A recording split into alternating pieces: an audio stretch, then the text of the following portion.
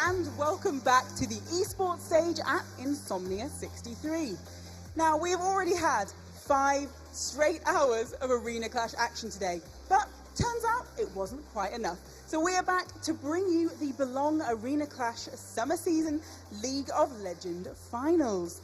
Now, it is set to be a spectacular showdown between 2 teams who have fought their way through 7 weeks of intense regular season play. First up, we're going to be bringing you the T-Side Steelers. Now, they have earned themselves quite the reputation, coming to us hot off a season of blistering play. However, they're going to be coming up against the Portsmouth Pirates, who just so happen to be our undefeated League of Legends champions. But before the battle begins, let's remind ourselves how each of the teams earned their spot on today's stage. To get engaged onto the voice of life, comes down as the crow falls. It's a shutdown for 600 gold and 2 kills. Make that 3, make it 4. Everybody falls on the side of Nottingham Old, and their base is open. McDC trying to proto belt out, but they're looking for the ace. They're looking for the win. Yeah, they just get the game. There's nothing McDC can do. Or is there? Melbourne can't do anything. Nottingham Old go down, and T-Side Steelers. We'll see you in Insomnia.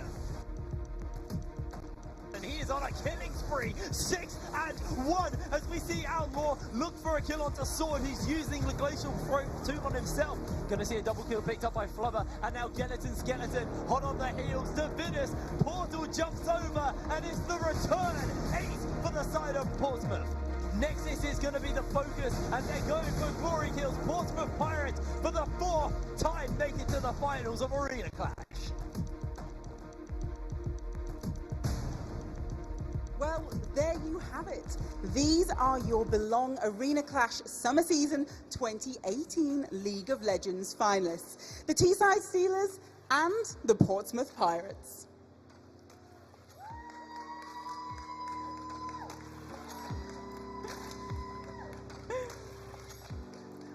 I have to say, I cannot wait for this one. It is going to be pretty good if their performances this season are anything to go by. So let's kick things off. I'm going to throw you straight over to your fantastic casters for today's final, Doctor and Hipbrain.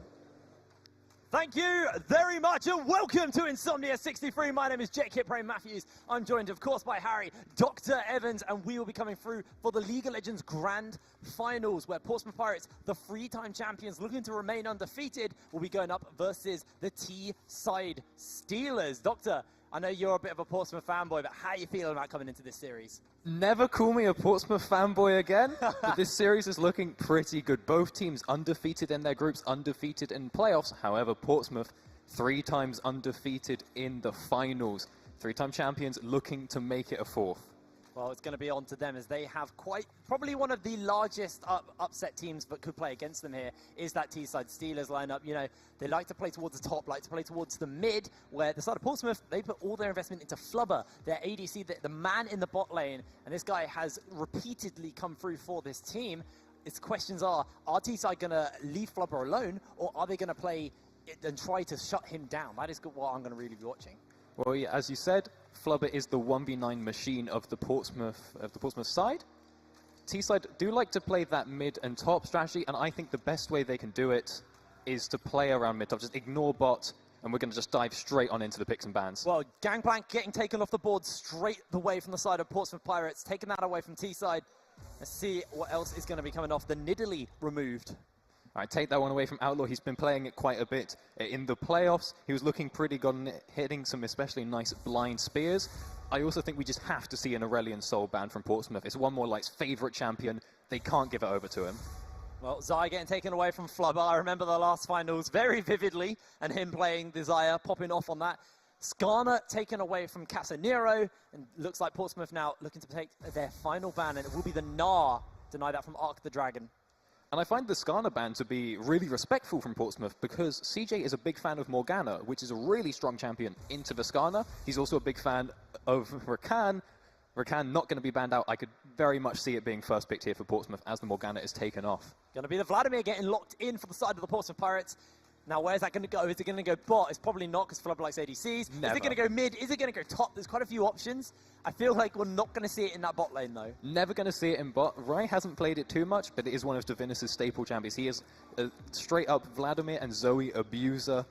This time around, he wants to pick the Vlad. He's had some really, really good performances on it so far. Well, T-Side going to lock themselves in the Trundle, and the Ezreal, so playing a safer bot lane.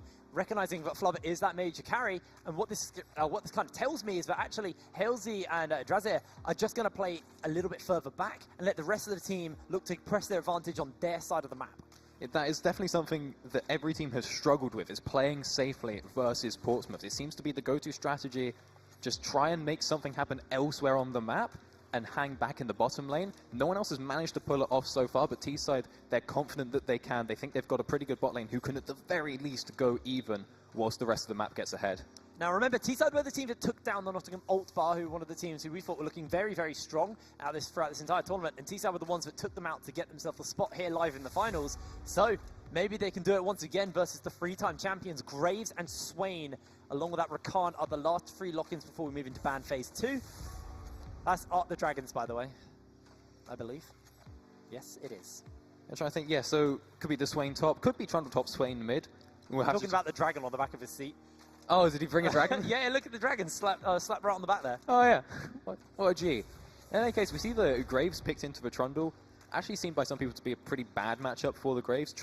Trundle's basically the one champion that you cannot kite as the Graves, so we're going to have to see how that one works out. Now, the Aurelion Soul still open, one ban remaining for Portsmouth Pirates. Are they going to ban it away, or are they going to give it over to One More Light? That is going to be the question on our hands. I feel like if you take the Aurelion Soul, where's your damage coming from? Aurelion, you know, it's kind of consistent damage, not like bursty damage. And if they do decide to lock that in, they all can say all about poke for the side of T-Side Steelers, where Portsmouth so far extremely bursty. You know, you can send that Vladimir in, he can pop multiple members with a Hemo Plague. You've got the Graves as well, and it's going to be a Nami lock-in. Yeah, and you talk about the burst coming out from Vladimir, and we've seen from Divinus there's a few different builds that you can go on the Vladimir. He loves to go for the Spellbinder into the Death Cap. It's just pure burst, pure team fighting potential, and he absolutely loves that build and never already goes for the Proto Belt type build. However, I really still think the Soul is a good option because, as we were talking about earlier, me and Hipbrain, a really good way to beat Portsmouth in the mid lane is just to roam, because Divinus never roams. He's an incredibly stable mid laner. He always has a sort of 15 CS lead or so. He very rarely gets solo kills, and he almost never roams. So if you can get that Soul and you can get those roams going, that's another way you can just look to capitalize away from the bot lane. Just keep roaming up to the top side of the map as we just wait for the bot lane of Portsmouth to be locked in. They've already got the Vladimir. What are they going to pick? Wait, no, they've already got the Rakan. What am I saying? I'm waiting for top lane. Okay, Kennen. Oh, locking in the Kennen for Rai. He's played this one before. It's one of his sort of preferred champions. Lissandra, Cho'Gath, and Kennen, those are sort of his mains. Does tend to go for the AP Kennen as well. So we're seeing a pretty good team fighty burst comp here. The Vladimir, like the Rakan goes in for the engage, Vladimir can follow up or he can flank it, and then Kennen as well, just bringing that huge AoE CC to really just make life a lot easier for these double marksmen on the Portsmouth side. Okay. There's the engage locked in from the side of T-Side Steelers. Going to lock in the Ornn in the top lane.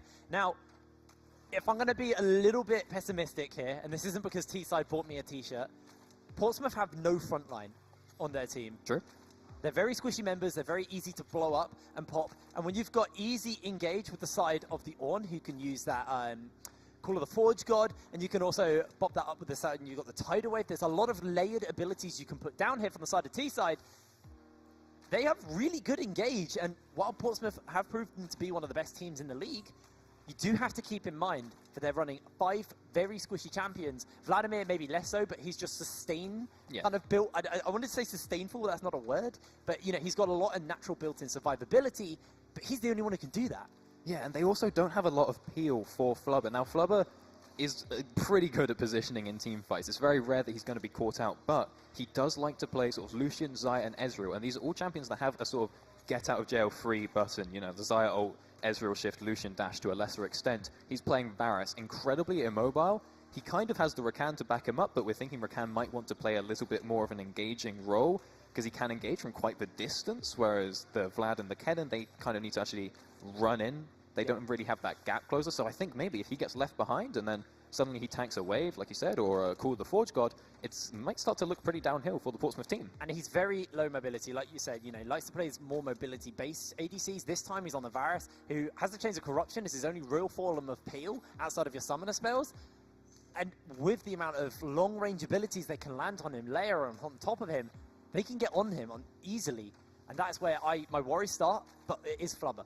This is what the standout player for Portsmouth. So this is really, you know, we're going, yeah, he's easy to pick on the champion he's playing, but we are talking about Flubber. We are talking about the guy who showed up every finals for the side of Portsmouth. I mean, he was saying to me in that extended game, extended Tekken session earlier, he was like, you know, I just wanted them all to pick supports for me. I just, you know, I can just 1v9. I'm the guy. I've earned this. So he's very confident in his current abilities. Yeah, he's a bit of a 1v9 machine. Definitely looking like one of the best players in the tournament. There is very little doubt in my mind that when he plays in a mobile champion like that, he's going to play it wrong.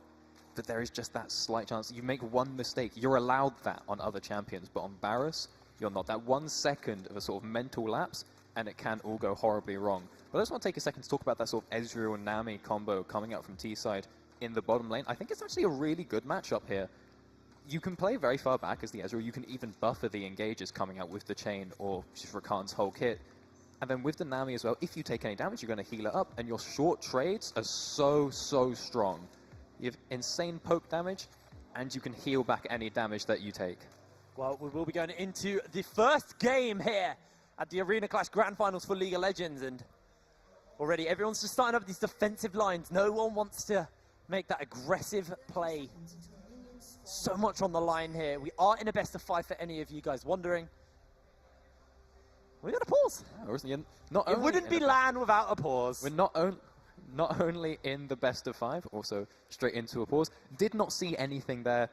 Didn't even get a chance to look at the runes, really. It looked like there was a phase rush coming out from Swain. Pretty standard. Standard stuff. Airy on the Kennen. You know, I don't know if some people like to go for a sort of more fleet footwork or something like that if you're going for the on-hit type build, but Riot almost always going for the AP. So, again, pretty standard stuff so far. Well, our officials on the stage are checking into the issue, so we're just trying to sort that out. It sounds like it's a headset issue so far, so it'll be into game relatively quick. Won't take long to sort out, and we're in the game. We're ready to go. Let's have a look. All right. Oh, that 1 minute action. Hang about Conqueror coming out from Casanero.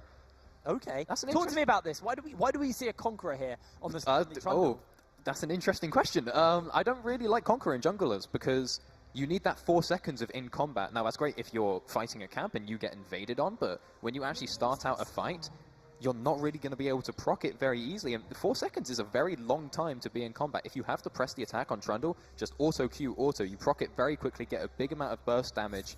It's incredibly strong, so we'll have to see how this one works out for Casanero. And it's not like the extended trades are really going to happen when you're versus someone like a Graves. He's going to burst you and either run away or commit for the kill. Well, it depends on what kind of build the Graves go for, because a lot of people have been reverting back to this sort of lethality build, called the Korean Graves, and you do tend to do that with the press the attack. So you go press the attack into Warrior, usually with Blue Smite, and get a Yumu's as well, and you go from sort of more busty build, but you can also go fleet footwork and just do the standard, things like a PD, Black Cleaver, maybe a Death Stance if you want. Both builds tend to get a Storm Razor as well, because that item pretty beefy right now.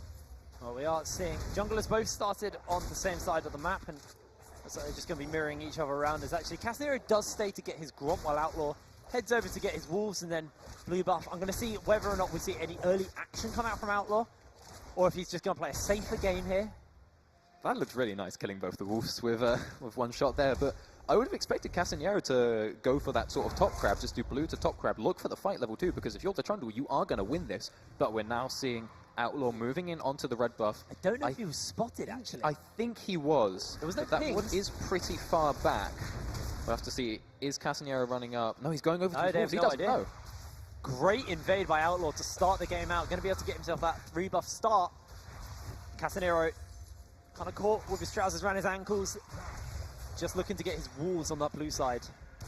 Well, one thing I am kind of interested in is that we have these two tanky mid laners, solo laners for T-side, and just a quick note, the names are the wrong way around. So we've got Portsmouth on the blue side on the left, T-side on the right, but it's interesting that they've told us that they want to go for this sort of solo lane carry potentially, go for their top lane, get them ahead, and get their mid lane ahead, but then they pick, a tank top, and this sort of bruisery mid, and Swain's a good champion, but he doesn't have that carry potential like a Vlad or like a Zoe.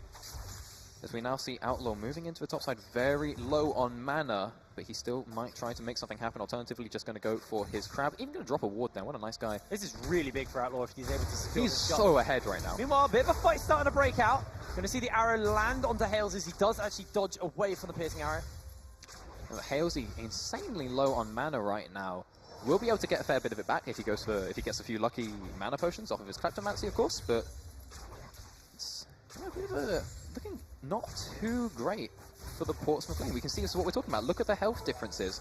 Although that being said, Flubber does still have his potion. But Halesy looking pretty decent right now, but every Q he misses is just missed potential gold and really a bit of a waste of mana as Portsmouth now look to push on in, but meanwhile Casanero moving up into the top lane. Yeah, looks like we might actually have a gank starting up here in the top side as Rai is going to be on the receiving end of it, holding onto his flash for the moment. There's a bit of action's also breaking out in the bot lane, and First Blood is picked up by the Trundle in the top lane. And Rai ends up flashing out there as well. It does go down. Outlaw was looking to come and try and help out, but just too slow, and Rai just very far pushed up there, which you would expect to happen if you're playing Kennen versus a tank. You know, he can harass and push very, very greatly, but he's actually still even in CS, even though he had a pretty favored matchup, in my opinion. Not being able to do too much of it, and now losing the flash, very, very gankable target. Losing the TP as well. We'll have to see if Arc wants to use his to get back to lane. Divinus takes a lot, but he's going to heal it straight back up with that Crimson Russian power transfusion. Yeah, it does empower that up. And one more light, that's a good trade from him, though. Rai's able to at least catch this wave as it crashes it in. Or is he? To him. Going to miss a couple of minions, but not lose the whole way. So that's at least not the end of the world for Rai. Does have a slight CS lead, and the assist went to Art the Dragon, so Casanero with that First Blood actually is the one sitting with the gold advantage for the moment. Halesy now, like you said, running low on mana. Maybe got one or two Qs left in him, and CA Shaw recognises this, looks to go in for the knock-up. Gonna look to turn it around here as Drazir looks to bail out his ADC. As we are cutting to Casanero, as here comes the play, here comes the fight. Flubber stepping forward, Halesy running so low, is able to make his way out nice and safe. And at some point, Halesy lost his flash, but that wasn't during that fight. Now he's recalling now, he actually got a mana pot off of that fight. So he might be able to stick around, does have the heal up, but recognizes the lane is sort of pushing it. It's a cannon wave, you know, he's going to miss a few CS here, but at least he's got the cannon just to sort of save him a little bit there. Portsmouth just going to push on in, look to start building that advantage. It was looking pretty even before, but now they're about a wave ahead. Probably going to be a fair few more once that wave crashes into the tower. And meanwhile, just look at the jungle. Already seeing almost a 10 CS lead coming up for Outlaw. Really, you know, I flame out. I thought you were going to say your main word there. I flame Outlaw. Jungle difference, dude. I flame Outlaw a lot, but actually a really crispy start coming out, and does have the item advantage here. Is just going to move on to this Scuttle Crab now. Trundle is an incredibly strong champion, so still might be able to win out a duel if he wants to look for it, but he really just doesn't. I don't think they even see Outlaw on that wards. So all these wards from T-sides, they're always just a few inches away. Yeah. It's unfortunate for them for the moment, but it's not the end of the world because T-side have at least been able to secure themselves First Blood. They're 100 gold up. Sorry, they're not actually. They're down 300 gold. Oh. That's good. Yeah, it was a good effort. Now, we see both junglers are now pathing down to the bottom side, but T-side have the priority in bot lane. And look at this, they're moving up, getting vision down. This is an Infernal Dragon. It's going to be very, very potent for both teams. However, they didn't have their mid laner to back them up, so now we see Divinus moving down, Pink Ward placed down by CJ Shaw, and in a very nice spot as well. It won't be able to be cleared safely by anyone from T-side for a while, as Halesy looks for a little bit of harass, but might pay for that. Huge damage coming out from that serrated. That's the lethality. That's the lethality, Varus, man. It hurts so much when you take those Qs. And Flubber not going to build into that attack speed, that on-hit late-game insurance. Is going to be all about that lethality and all about that poke. But as we move later into the game with the tankier members, you know, Swain's still a bruiser mage, so to speak. So it could just be really detrimental to him. It's very good early and mid, but late game might struggle a little bit here. Well, Flubber also looking for an incredibly strong early spike as he hasn't gone for a tier. No more mana, so just looking to spike as hard as possible, as fast as possible. And again, when the Infernal Dragon is the first one on the map, that sounds like a pretty good idea to me. Now we see Casanero actually moving back up towards the top side, going to go pick up his red buff. Finally gets one. It doesn't have too many camps up in that area though, so probably going to look to recall, but you think this could be a very good time for Portsmouth to go for this dragon.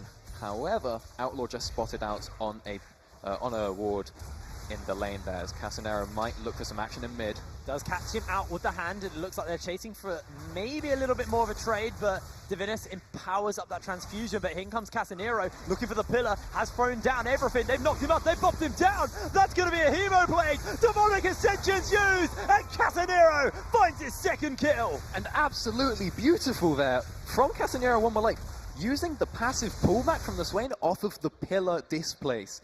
Very quick, you have to be to pull that one off, but they managed to get it out and actually get a kill onto Divinus, someone who almost never dies during the laning phase. And they said they want to play around mid, they want to play around top, and they're making it happen here. Getting good damage onto this tower, and even Arc coming down. They might look for the call of the Forge God. Gonna throw down the... Oh, he's not up. All right. That's the collateral damage, actually, just to clear the wave out. Now, Outlaw stepping forward, does get caught out by the hand. No, the minions tank it up. The real heroes. The real heroes here. And first turret blood does not fall, but Portsmouth Pirates need to be concerned about this mid lane, as that turret is exceptionally low. And really good rotations there from T-side. It didn't cost them anything here, because Outlaw had to be there holding the lane. Also, Arc had a really good push going on top, so they don't miss anything. Look at this, Arc's getting back to lane as like 2.5 waves crash into his tower. He is A-okay with this. Hardly misses a CS, and they get some really good damage. If Divinus goes down again, that mid tower is going to be gone. However, Arc did use his TP to get to lane quite recently, so that isn't going to be up for potential dragon fights. And the great thing about roaming on is you don't have to be like, oh, I'm now at a level item level discrepancy because I build him. I base. You just build him in lane. Yeah, so he's completely fine. He's got that catalyst, so he has that that's inbuilt sustain now, building towards that abyssal mask. As maybe Divinus could potentially get caught out here. Looks like a couple of rotations are starting up towards this bottom side for both of the teams here. And Divinus does still have his flash up, didn't use it during that gank, so he will be able to make some more aggressive plays, and he's not too much of a sitting duck in this mid lane. However, must be feeling a little bit scared. And speaking of people who are feeling scared, Rai going for the Zhonya's rush, not even going for a proto belt, just being absolute utility. He knows he just has to be that stun machine to see some nice trades in the mid lane. Oh, that is a nice trade. The hand of Palpatine does a lot of damage to Divinus. Does get that empowered transfusion, but in comes Casanero once again. Instant blood pool to make sure he stays alive. Respect pool coming up there. He learned from his last mistake. Isn't going to go down there, but that is a pretty hefty cooldown and does run the risk of being hit by that grab now. And yeah, but they just ends up doing some damage to himself, so it's fine. Chunking someone with a pillar, how often can you say you've done that? But now Casanero looping back around was spotted on a ward. They might actually just look to try and force the tower, but Outlaw is in the area. It does have that collateral damage if they need that immediate wave clear. Hemoplague's also up for Divinus. Ultis are plenty at this point. Halsey has already used the True Shot Barrage. Keep track of that as he used it to clear out the wave, and looks like Casanero will just walk back to his Krugs to heal up. And actually real interesting to know that even after the solo kill, Divinus still 12 CS ahead in lane. 2 waves up, even though he had a bit of an involuntary recall. And now Outlaw doing one of his patented dragon solos. Knows there's absolutely no vision. That pink has been in the pit for quite a while and even comes in over the back wall just to be absolutely sure. However, Divinus forced out of lane. Outlaw not there to hold it. And so first tower will be picked up. And you have to wonder, do T-side suspect something because Outlaw wasn't there for the hold? Yeah, they do. Outlaw's going to be able to get it. If he goes over the wall, he might walk into the rest of the team. He's going to get the backup of his bot lane. Flubber and CJ Saw rotate around to make sure that Outlaw gets out alive. But first turret blood nonetheless goes over to the T-side Steelers. And they are now up in gold. And it was a good read from T-side to recognize, okay, Outlaw has been holding mid very often, but now he's not here. He must be on the dragon. They run down, but they just don't catch him out. Very good for them to pick up that first blood tower. However, it is going to be answered pretty soon because Portsmouth Pirates doing what they always do with this dominating bottom lane. Almost 30 CS up at 12 minutes, looking to hit on that tower. And Casanero really has to come down here and just try and do something to help out his lanes, especially when you have this tier Ezreal very weak in the lane. And looks like Portsmouth are going to respect the fact that he could be nearby. However, Outlaw has pathed down, so they might look to just try and force a 3v2 or 3v3 and just take that tower. Casanero is going to secure himself a blue buff. Wants to keep that CS lead going as much as possible as he is down in levels. But looks like Outlaw maybe rotating around, has been spotted out on a ward, but the rest he doesn't care. Of Portsmouth are also making their way down. Look at one more light. He's coming down. Divinus is still locked in mid lane. We talked about this before the broadcast. Divinus never roams. He tries to roam and Oh, this might be the play. That's going to be the flash. That's going to be the quickness. The engage is here, and that will be Outlaw securing a kill onto one more light. Portsmouth picking up their first kill of the game, and now they're going to look to grab their first tower as well, having the pure numbers advantage. In fact, Rai actually walking down, had his teleport available. Arcs will be coming up soon, but I don't think it's going to be soon enough. Looks like they're just going to be able to force down this bottom lane tower. I don't think Casanero can help. Don't think the 3v4 is going to be enough. It is so low, even with the wave available. It's just going to go down. Seaside do back off and give over the tower. This does mean Art the Dragon gets a bit of time on that top lane. Maybe Rai TP's probably going to just hang around in this lane for the moment, and we'll probably see the lane switch now, where we switch out. And I'm curious to see whether or not Halsey just decides to go mid at this point and lets one more light go into a side lane, as one more light is running teleport, is on cooldown. That's one of the big things to note here. But it looks like, for the moment, just continuing more of the same. And T-Side, recognizing actually that there will be a lane swap, are going to actually swap their losing bot lane out and send them in to that top side.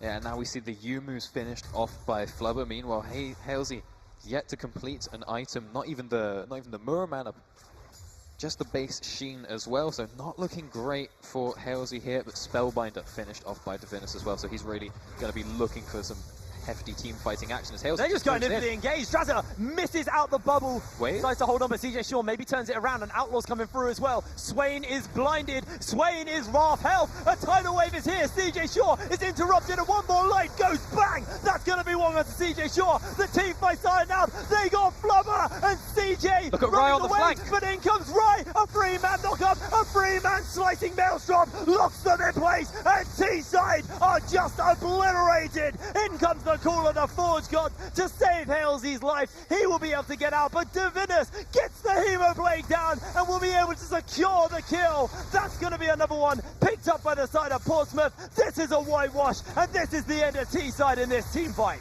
Absolute destruction from Portsmouth as they now look to pick up that final kill onto Arc. Rai with a brilliant TP flank coming in there. Probably the first proactive thing he's done all season, but you love to see it, even without the growth is here. Yeah, well, it's really developing. Even without the Protofelt, still managed to get a good flank off. And for the first time, you see Flubber go down in a fight. They did a very good job of capitalizing on the fact that he had no flash, but it just wasn't enough. One more light. I don't know. I think maybe his ultimate wasn't available. Ended up using it very late. So late that it actually never went on cooldown. He didn't finish casting it. And a nice capitalization as well. CC'd. He couldn't even use it. He was walking around for quite a bit. I think. Maybe his Arky doesn't work. It just wasn't up. But very nice capitalization. He hasn't used it for ages. Now CJ actually could be in a bit of trouble, but Flubber in that flank maybe looks to catch them out. Hopping straight back. Oh, Taking Drazar. a bit of damage, but Drazar, you are going to get charmed. You're going to get knocked up. One more light is here. That's going to be the flash out, and Flubber is turning the engage. The Chains of Corruption land onto Halsey, and Flubber is being chased down by 4. Q after Q lands, and I don't know if that blast cone will be enough to save your life as Halsey hopped on his heels, misses 2 skill shots, but the turret shot comes down. Halsey gets his second kill. All right. This is how you beat Portsmouth, you mental boom Flubber. He's 0-2. Is this the strat? We'll have to see. Can Seaside get anything off of this one? It doesn't look like it. They don't even get the Herald because that was already secured by Portsmouth. I like that we talked about how you just play around the top side and the mid side if you're T-side Steelers. At the moment, the bot lane, which was the losing lane, is 2-1, and then you've got a 0-2 mid and a 0-1 top.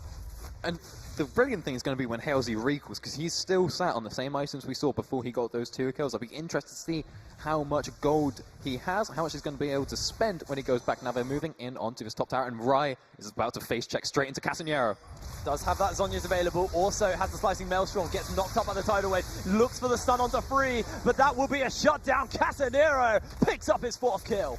It's a lovely bubble, and we have to look. Portsmouth, what's their response? Their response is to send 3 people into their bot side jungle. They might look for the collapse here onto Arc, but I don't think they have any engage. CJ does have the flash knock-up, but no ultimate. And yeah, just going to be able to dash on out whilst the tower is picked up top by T-side. And one more light should be able to hold this mid lane, but the dragon is spawning in just a few seconds. We'll have to see which one it's going to be. Going to be an Infernal, so that's very, very high priority now for the side of Portsmouth, and Art the Dragon is there, has spotted them out. The rest of the team already with that turret down, with that gold spent onto Halsey, are rotating in. Call of the Forge God is going to get used already. This is going to be the fight. The Chains of Corruption land. That's going to be everyone one, jumping in. The true shot barrage picked up the first kill of the fight, but it's a 2-for-1 already, and it's a steal in the favor of the side of T-side. Looks like they're chasing. Looks like they're going for more. CJ underneath the turret will be able to bail out, but Rai also over the wall. Slicing Maelstrom is on cooldown. You need to watch this. And that team fight was played to perfection by T-side. They got such a good CC chain onto the Varus, onto Flubber. They even managed to pick up the Dragon for themselves. And now they're going to go ahead and grab this tower. And meanwhile, during the whole fight, One More Light did go down, but he was distracting Divinus as they now move on to Rai. Oh, they're looking for Rai. They're looking for the knockups. Don't know if they quite have the damage quite yet as Halsey's running very, very low. One Flubber. good Q by Flubber actually might kill him. Halsey uses the arcade shift. Oh, and then Flubber shuts him down. And that is an aggressive move that you just cannot afford, Halsey. He had the heal up, but I don't think any of us expected for that piercing arrow to take him down. Now we see he has gone back and recalled. I said it. I literally went, if he steps forward, he dies to an arrow. And he did. It's the buffs on that W, man. The active portion of the piercing arrow now. Doing so much damage. He comes up with the Iceborne Gauntlet, so getting some armor to help out. Divinus putting the last hit onto that tower top, but at that fight at the Dragon, One More Light went down, but he was just distracting Divinus, and Divinus' Vladimir is a team-fighting machine. We've seen him, he does so well in these fights with this Vlad. Huge flanks, just tearing through everyone. If he's distracted by just one measly member of T-side, they are going to chalk that up as a win, because then they can dive in onto Flubber. Now, Halsey actually has an item advantage over Flubber currently sitting on that Iceborne Gauntlet and that Maramuna. As we have seen the Rift Herald get used in the mid lane, is going to be able to get that empowered charge off. That pillar will not stop him. Not going to do a lot, yeah. Turret won't go down though, as T-side are able to at least clear that out, and Drazar able to heal people up with that ebb and flow.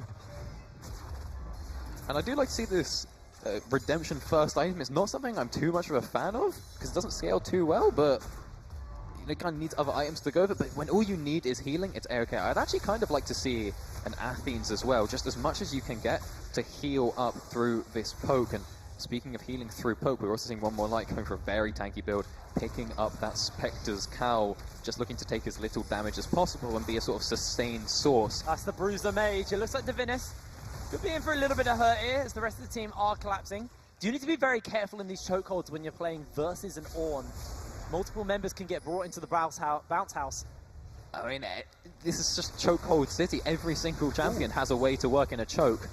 And CJ might be looking for the engage. A T-side to cut off here. Drazar put such a good bubble down that actually bought time for T-side. Vision of Empire will be able to clear the waves out, and Outlaw tanking a couple of turret shots. Art the Dragon is on that flank with that Call of the Forge God ready. Watch him. Watch how he plays. That's going to be him looking for the knock-up on the mortal members. Only lands onto Flubber. Flubber's low. Flubber's running down, but a slicing Maelstrom is absolutely huge for the side of Portsmouth. They get themselves one. They're not going to go for anything else, but this is Halsey using the arcane shift defensively. Everybody is so low. And we were saying that Portsmouth didn't have any peel. They didn't have a front. Oh, Divinus! What? All right, Divinus coming in, just picking up Halsey. But who needs a front line when you have slicing Maelstrom? You see, even though Flubber gets chain CC'd and hit by that Call of the Forge God, Rai moves up to the front, drops the Maelstrom. No one can get through him to capitalize. And then as they're running out, they're just getting gunned down by the piercing arrows. And it's really hard for T-side to sort of fight front to back through that now. Divinus is unlocked. Got that Spellbinder. He'll have his Morella. Nomocon's finished up nice and soon. And doesn't matter how tanky you build One More Light, you're going to be getting reduced healing from now on. And One More Light, it is not looking great for him. It's 0 and 4. Again, they said they wanted to play through the mid and top, but it looks like all the kills going over to the jungler here. In fact, we're actually seeing Casanero going for Titanic Hydra's second item, not even going for the Zeke's Herald, which I kind of disagree with a fair bit. I really don't like Titanic Hydra, especially in competitive. I think just the Tiamat on its own, okay in solo queue, you're pushing it a bit in a 5v5 situation. But I do wonder if he'll ever build the Zeeks at all, because Ezreal is an on-hit champion. He doesn't actually benefit too much from the Zeeks. And something that I have been seeing as an early item from Trundles, which I'm actually quite a fan of, is Gargoyle Stoneplate. You just get it insanely early, pop it, you ult, and you just become immortal. There's always an option to him. Especially, like you said, with the on-hit Ezreal not going to be quite as useful picking up that Zeke, so he's got himself a Ruby Crystal on this base. And Zeke's has been finished up on CJ Shaw. Both of the blades, Ghostblade and Duskblade, picked up on the side of Flubber. We got that Graves power spike as well, where he's running around with the Storm Razor and the Warriors. Just huge amounts of burst coming out from the carries of Portsmouth right now, as we see it being demonstrated in full force onto that Scuttle Crab.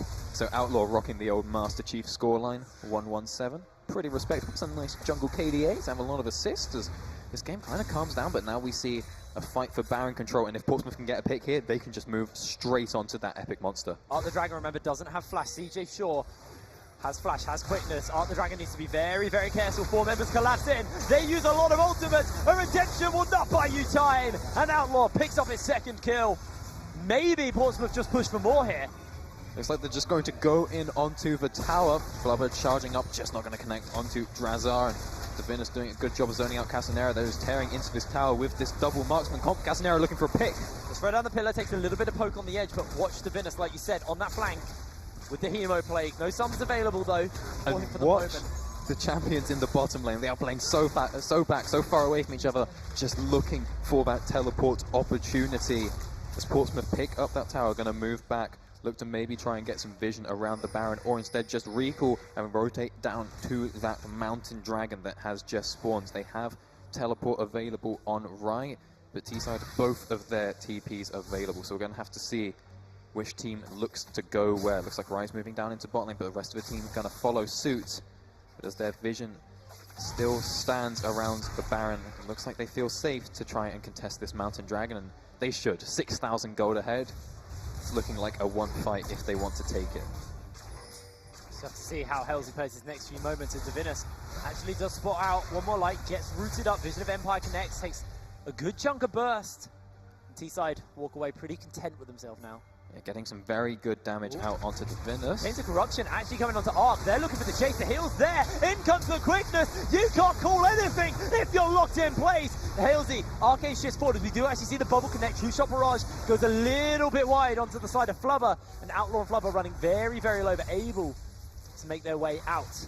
And everyone a bit too low to go for that Mountain Dragon, and T-side might want to buy this time to just sort of go and check out the Baron, at least get one ward in the area. But actually, Portsmouth, they see the Honey Fruit going to be able to heal Flubber up, and they're just moving in onto the Dragon, and T-side seem to have no idea. They don't really look to contest. It's all just going to look to try and get mid lane priority and then go for some Baron vision. I feel like they could just get one ward in the area. Divinus' flash is up very soon as well. That makes unlocks a lot of playmaking potential for this Vladimir, who's looking to build towards his Death Cap next. Yeah, he's got the flash. Got 10 stacks on the Dark Veil. Just do it, mate. He's got the finals. Get it out. We know what he wanted to build. He very rarely builds it. He always starts the seal, but he very rarely upgrades it to the measures. We'll have to see if that changes this time around. But he's got the flash, he's got the ignite, he's got the electrocute, he's got the Hemoplague, and he's got 100 stacks on his Spellbinder. So if he gets into a team fight, he is just absolutely going to eviscerate the members of T-side Steelers. And meanwhile, they don't really seem to have any sort of response to that. We look down the bot lane, everything's slowed down a huge amount. Halsey still building towards his third item, that blade, but he had such a strong 2-item spike and then seemed to sort of fall off very hard in terms of how much income he was getting. Likewise, Drazara's just sort of had redemption and support item for the longest time. It's now upgraded to the 3rd stack support item, but not even tier 2 boots coming through here for that Nami, so looking to it's just really halted progress for the T-side Steelers. T-side need to win their next team fight or this will be the game done for them. With 26 minutes on the clock, a Mountain and Infernal on Portsmouth Pirates. If anyone dies, they can just start Baron Nashor up and force the 4v5. Flubber maybe looks to try and catch the jungler out. Casanera standing on top of a ward. Chains of Corruption and landed, already getting knocked up. They're just using everything available. Casanero is going down and Flubber is on a rampage. And a brilliant smoke screen as well, denying the vision from Casanera. He cannot look for the subjugate, guarantees that he will go down, and with the jungle, a dead Portsmouth moving straight onto that Baron. Divinus just looking to zone, maybe try and pick up a kill, and he might find it onto Drazar. One more light, looking for that potential flank on the side. We do have Art the Dragon walking over slowly. Baron's dying actually very, very slow. This is the lethality Varus, not that on-hit Varus. One more light going in with the flank. Vision of Empire's come down. One more light now has to make the play. True Shot Barrage is there. He's good night. Throw down the ultimate. Tries Baron's to keep reset. himself alive. Baron has reset. In comes the call of the Forge God. Outlaw picks himself up a kill. Right. And now they chase him a kill. Right. Goes in with the slicing maelstrom. Oh. Helzy is just popped and taken down. A double kill goes over to Outlaw. Drazar is running away. Baron Nashor back to business, and Portsmouth look to win the game. Oh, and it was looking pretty good for T-Side. They got the reset. The Call of the Forge Gods was coming through, but Casanera is back alive. No flash. Doesn't have flash. Can't get over that wall, and he is taking some serious damage. Outlaw even goes over the wall. They're looking for the chase. CJ Shaw's coming in. Casanero has to make his way out, but they are chasing. Great bubble comes through, though, from Drazar to make sure Casanero gets out with his life. And Portsmouth get out with all of their lives. Not a single member going down during that, and picking up the Baron is on all 5 members. They're just going to look to run straight down that mid lane. They don't have the teleport on Rai, but I don't think they're too fussed by that. They're probably just going to send him or someone else down to that bottom lane. They've got a really nice wave building up.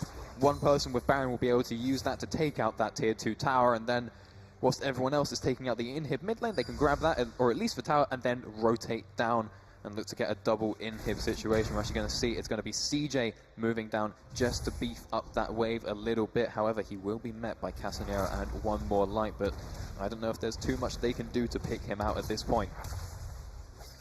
The 1-3-1 looks to be starting up. We might just have a 1-2-2 here at this point, actually. As Divinus hanging out with Flubber in the mid lane.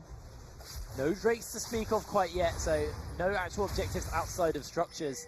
And you are pushing in to inhibitor turrets at this point. 29 minutes on the clock, and if anybody starts to fall down, these death timers may start to punish your team.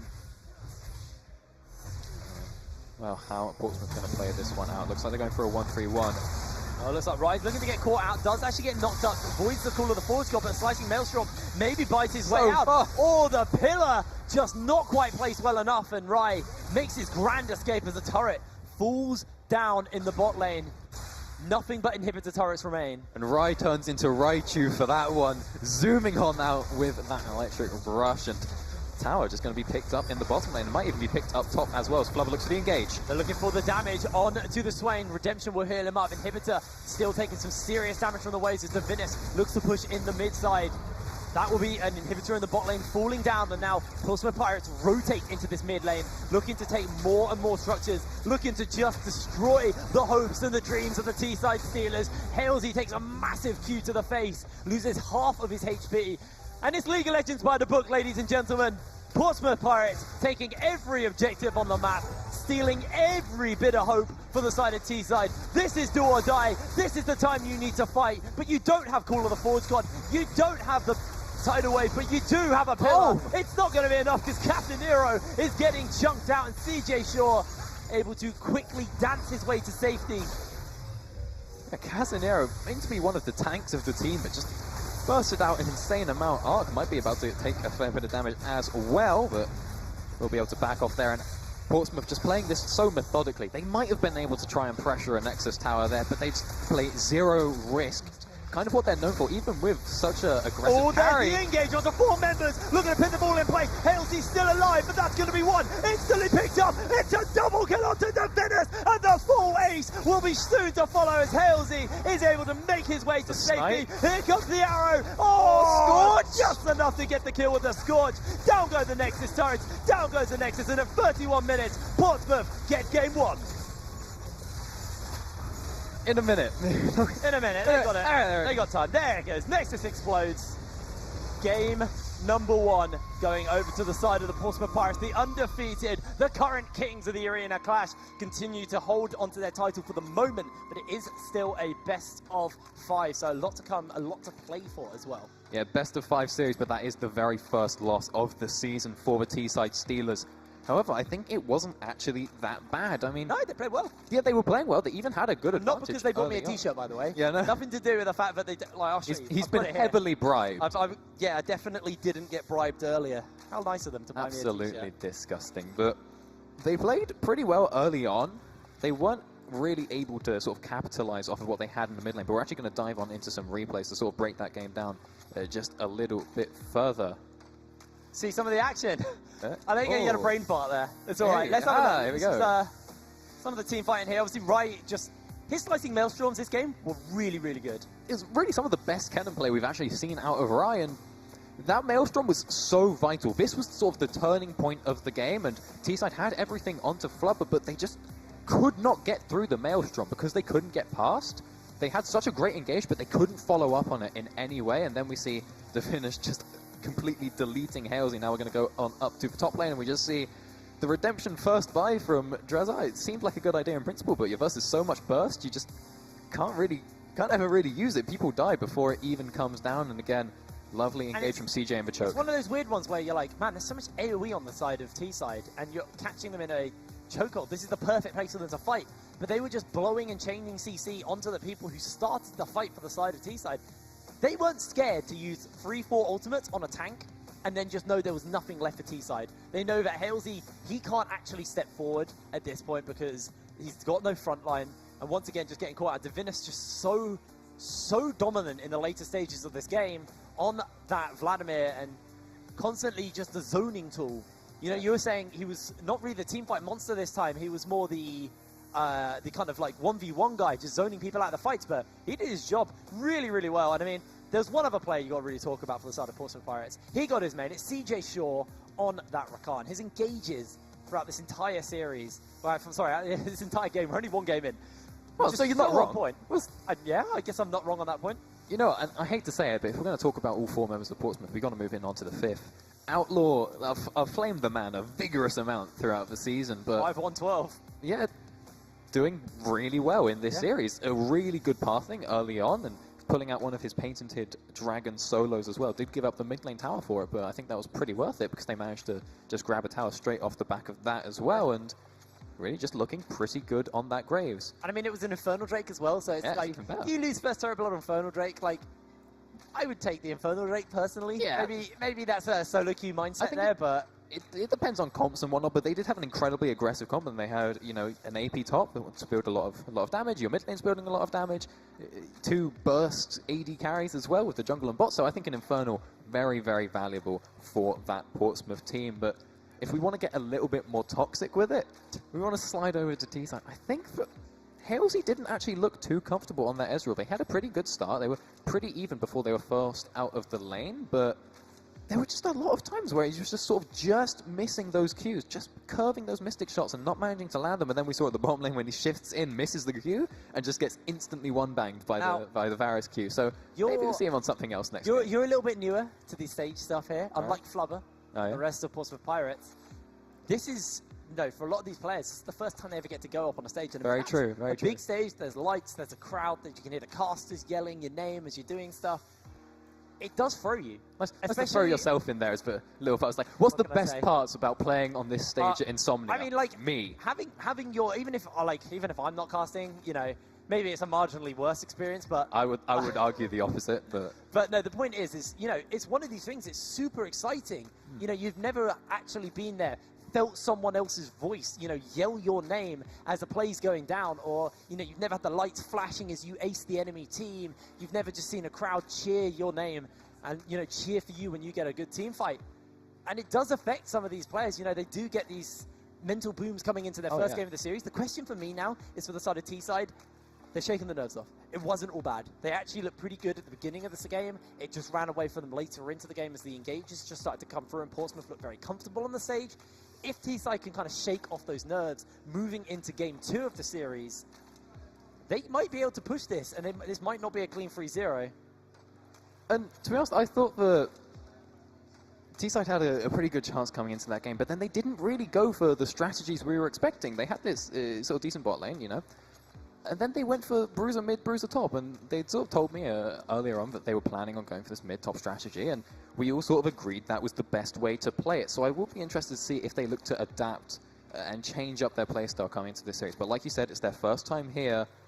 Portsmouth have been here many times before. However, Portsmouth do still have rookies on their team. For CJ Shaw, Outlaw, and Rye, this is their first time here as well. It's just Divinus and Flubber that have played here before. But having that person who's been on the stage, has experienced this multiple times, oh yeah, that's what you need. That's Divinus' specialty. All right, this is what's going to happen when we ace them. it's going to be wild. Oh, yeah. You need to reset. You got to sit, you got to chill, you can't let it get to you. You know, when the first team fight happens, you're going to be shaking. You're going to feel the nerves. And having someone who's just able to kind of, you know, take you through the whole process of it and just say, this is the mental reset. And for the side of T-side, it's now for them to go, okay, we've got our first-hand experience. We lost the first game, drop it. It doesn't matter. It's a best of 5. There's still a lot more games to play. You know, potentially still 2 more games for them, but they want to make it more. They want to push it more. So it's all about that mental reset. And I know I've said that multiple times in a row here, but it's not just about that. It's also about adaptation at this point. Where do you change? What's the play style? Because they looked to play around the top and mid once again. They played around the mid very successfully on Divinus, but it didn't matter because Divinus was on Vladimir, which is one of his main champions. His only 2 champs. Into the game, he just did what the Divinus does best and just like pop nerds.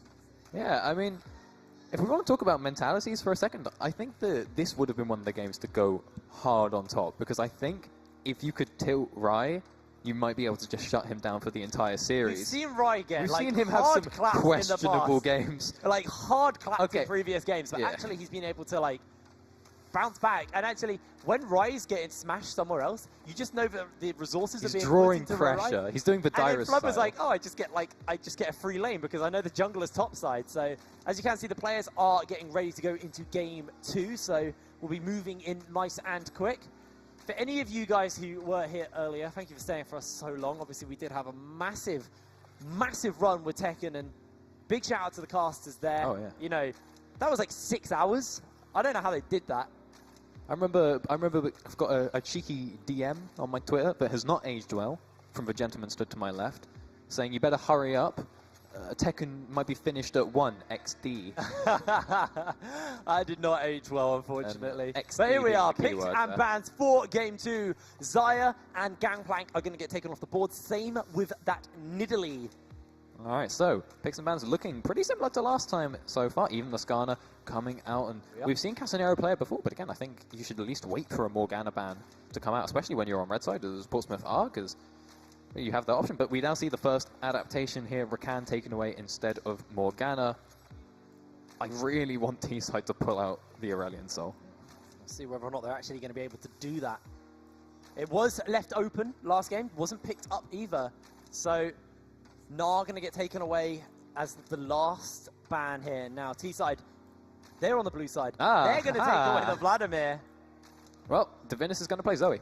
Actually, he might not want to play it into the Vlad. It can be kind of messy, that matchup, but he might also look for the Swain himself. It's sort of the very backup champion that we've seen him play, and we'll have to see, can he win the matchup on both sides.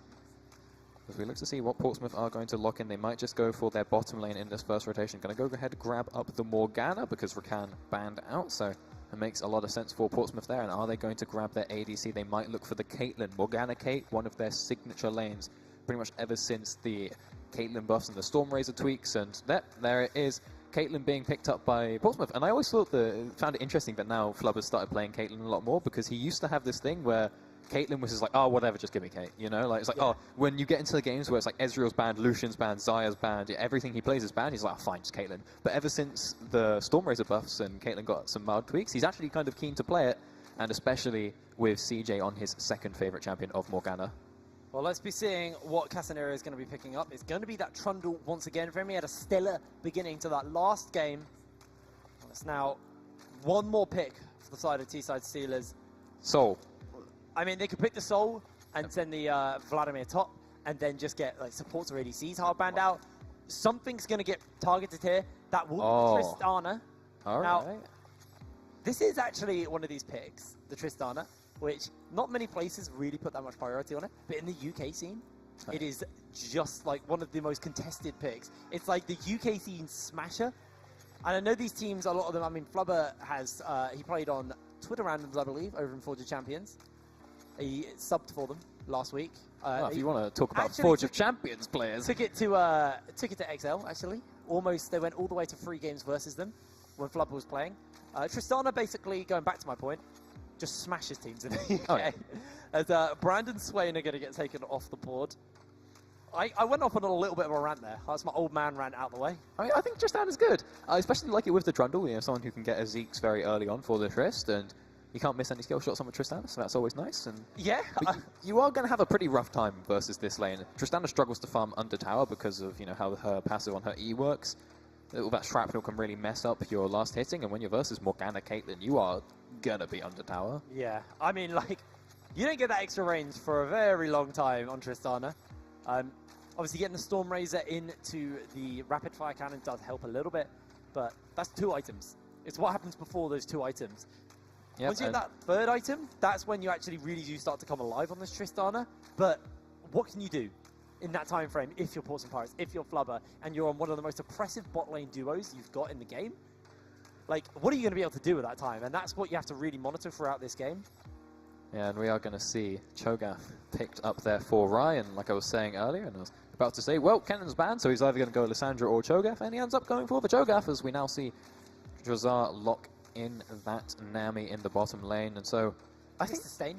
It's a sustain, and it is, again, kind of a safe bot lane, but I feel like you are going to get clapped harder as for Tristana than you would as the Ezreal versus Flubber here, especially in this matchup.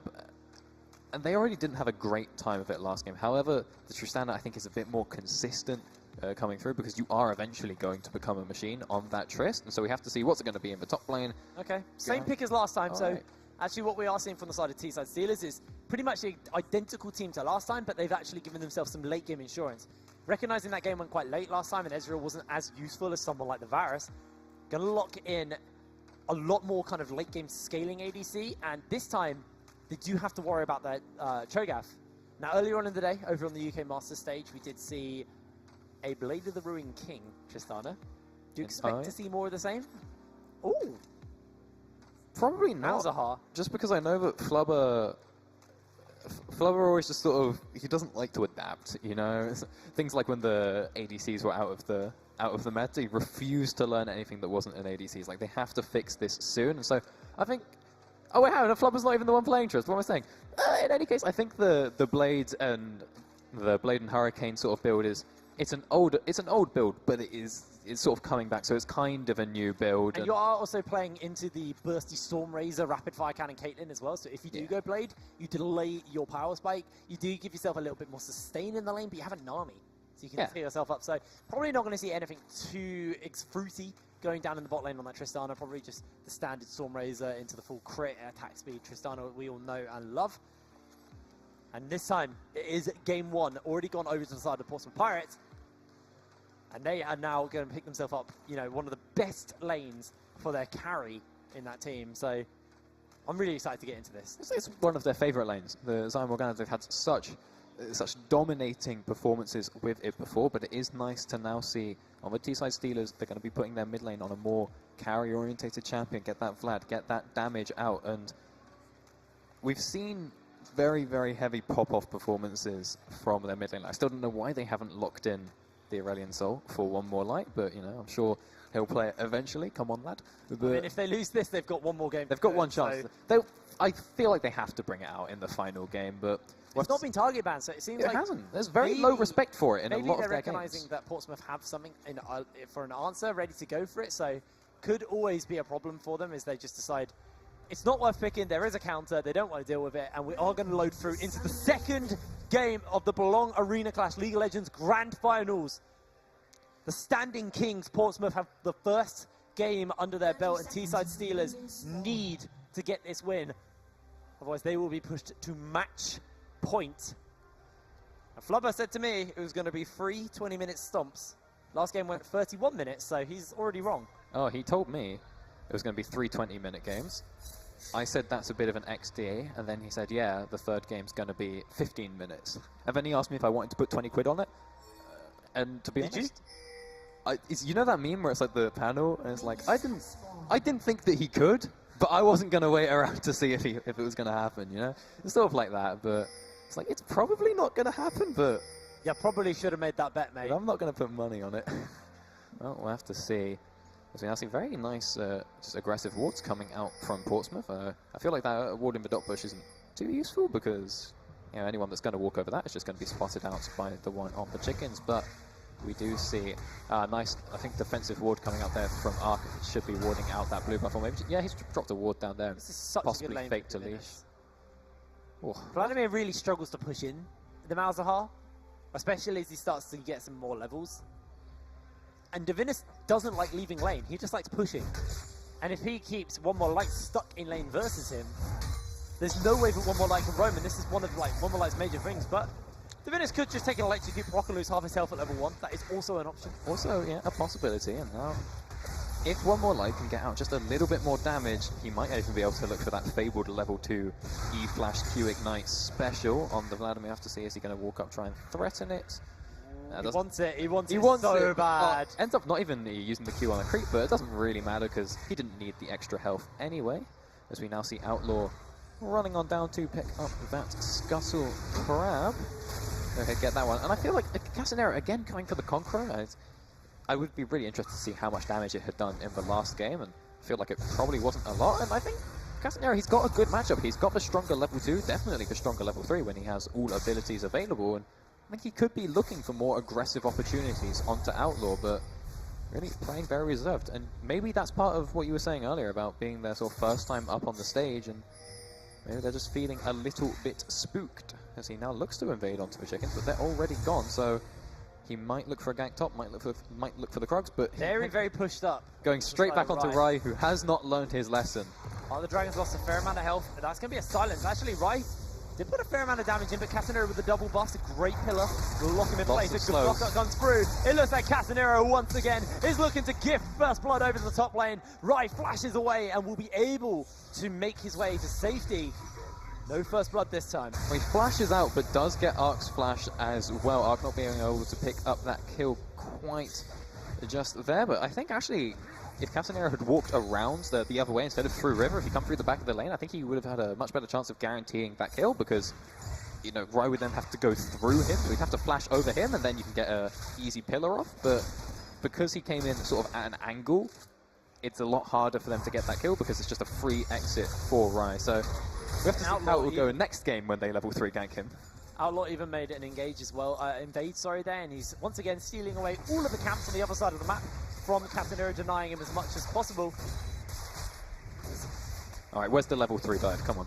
I can already hear Flubber calling for it. Yeah, let's go. I've got the damage, mate. Me and Endurance. Oh my, he's got the damage. He's also got the 2-wave CS lead at 4 minutes. We said this was going to happen playing Triss, but is he going to get rooted? Nah, didn't end up getting locked up in that very deadly CC chain there, but already. Flubber doesn't even get CJ's gone to ward, he doesn't get it, just moving straight on up into the 1v2 and just growing this lead as much as he can. Oh, the Dragon. Oh, and here's Casanero. In Casanero. time, but in comes Casanero. Rai, without flash, gets caught in a pillar. Oh. Everything gets used up. A 2-man knocked up by Rai. Casanero's taking a lot of damage. First blood gifted over to Arc the Dragon, and Casanero flashes to safety. I don't think he recognised what was going on. He'd pillared himself under his tower and just sort of stood there and took it. I think he might have been able to walk out, but then sort of realised, well, hang about, I've been tanking tower. Ends up flashing for it. It's okay, he gets out, they get the kill onto Rai, who now misses a lot of CS because no teleport available, and creeps aren't even right now. Ark's got a much nicer buy going for him as well, and just a huge denial for Rai up there. Oh, Outlaw. Outlaw once again with the Dragon solo, this time a lot earlier than before. Actually, not a solo, just kidding, his bot lane comes up. That was one of the problems. He's a little bit low level to do that. Yeah, it's not maybe we see a bit of a response. One More Light does not have that Hemo play, but Outlaw's running very, very low. If they decide to make a play here, they might be able to get something, but decides to back off for the moment, and Boston Pirates will be able to get themselves an Ocean Drake in 5 minutes, uncontested. And Outlaw is really all over his neutral objective control sort of every game, and he used to do Dragon solos all the time, which I was sort of very against because they're very slow, very inefficient, you know, but he's now started waiting a little bit longer to do them, and this time around even bringing in his bot lane to help out. What nice guys there. So they pick up the Ocean Drake. It's not quite the first Infernal that they got last game, but they're still okay with it. And I mean, they don't lose a lot from that rotation. Not at all. Still see Flubber up in CS, 20 CS over his counterpart. Mid lane, CS lead is over to One More Light. We do also have a CS lead in the top side, but it's very marginal at the moment.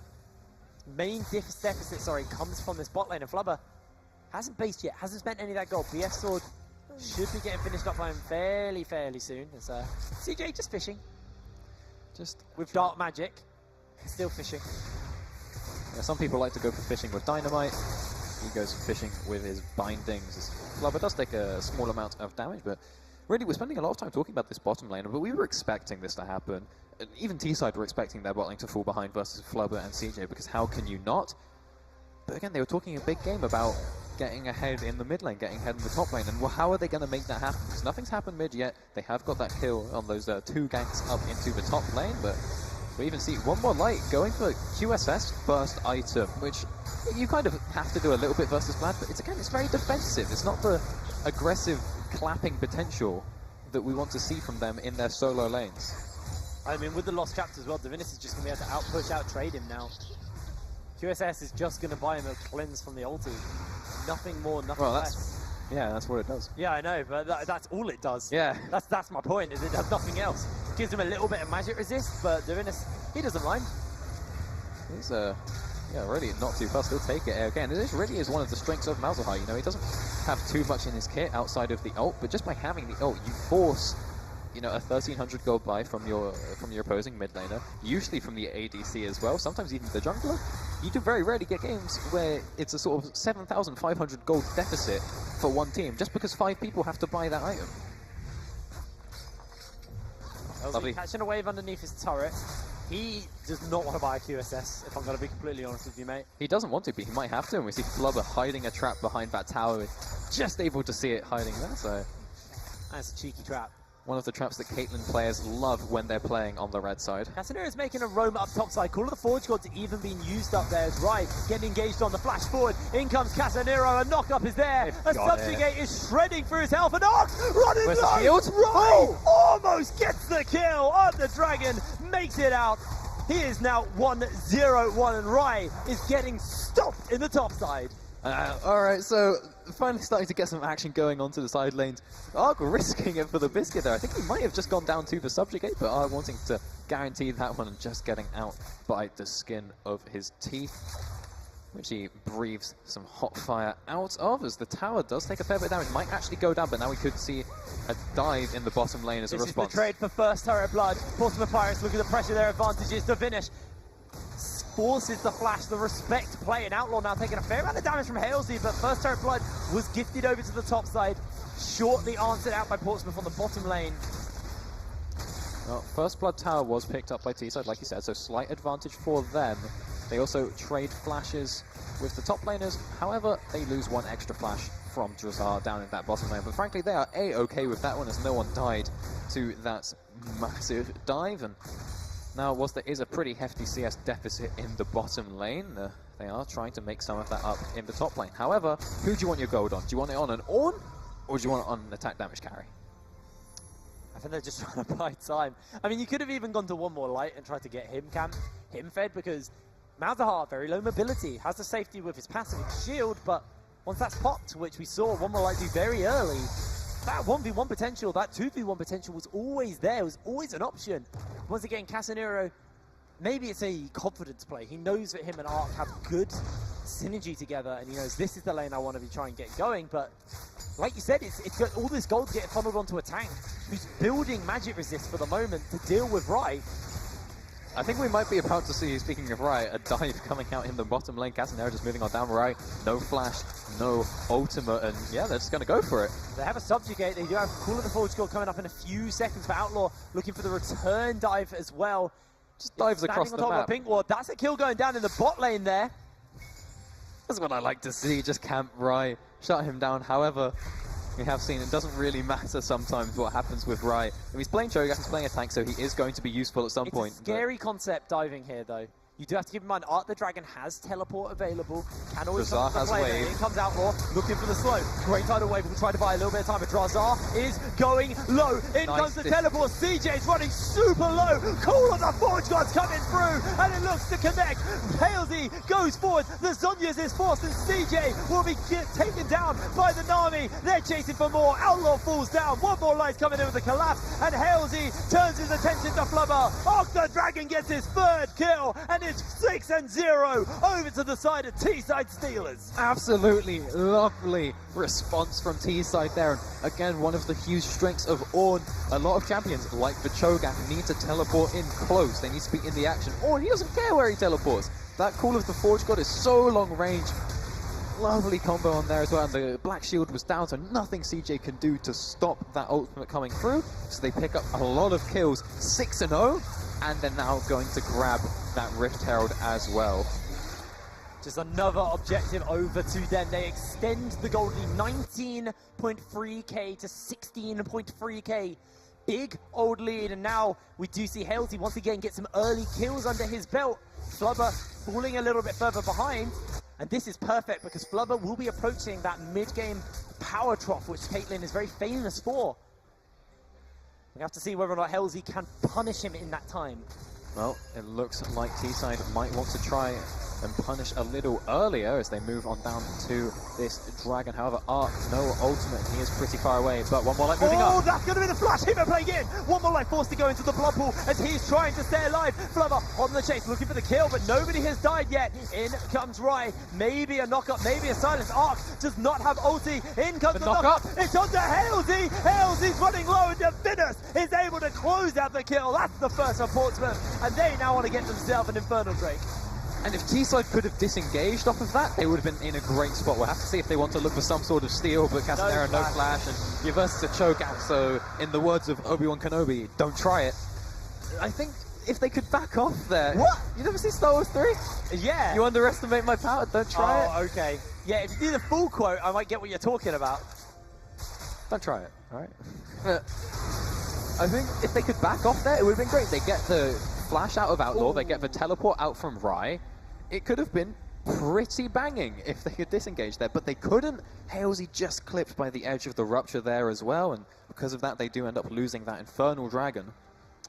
Unfortunately for them, but that was a great punish from the side of Portsmouth. They recognized that the ulti was down, so they weren't actually able to go in, as we will be going back into the game, and we are kicking straight into action. So, Doctor, you're going to have to hold your breath. Outlaw running solo. Great pillar is placed down by Casanero. They're trying to find themselves an answer kill here. In comes the call of the Forge God. They turned it the wrong way. Outlaw will get picked up by Arc the Dragon. He is so fed at the moment as the ace in the hole will not be enough to get a kill, but Divinus able to pick himself up a double kill on the Malzahar. Flubber gets knocked up. In comes the tidal wave. He's backing off and fighting out. Flubber makes his way out. Drazahar gonna go down to Divinus. That's a triple kill onto the Malzahar. Looking for the silence, looking for the chase. Halesey is forced to run away, and that will be all she wrote for the team fight. A just slight advantage coming out for Portsmouth there. I say this almost every week, but just not able to kill Flubber, and oh, it looks like they're going to move on. Divinus? Take out this tower. Oof. You need to be careful, mate. I mean, Art the Dragon is 403 on the on. He is insanely fed at the moment. But he's a tank. Imagine if that 403 was on Halesey right now. Like, he would have his Stormrazor finish, he'd have a Zeal under his belt. He'd be so comfortable. Well, Halesey is looking great, but I have to say something. Last time I checked Halesey's CS was after the big fight up in the top lane, after all those dives where Halesey really started to get ahead. He's gotten 6 creeps since then. It's not looking great. He's now picked up an extra wave, doubling that amount, but he's missing quite a few CS there. We're seeing huge leads in the carry, so even though the gold advantage is over to T-side, you actually just take a second to look at the lanes. They have a pretty good thing going top, but again, that's tank versus tank, but 30 CS down in the mid, 40 in the bot. It's not great. I mean, the one advantage you can pull here for the side of T-side still is, yes, they're up in gold. Yes, their tank is fed, so he's going to be exceptionally tanky, and Rai exceptionally weak on this Cho'Gath. And Flubber is fastly approaching the weaker point of Caitlyn. This stage in mid-game where she gets a little bit underwhelming.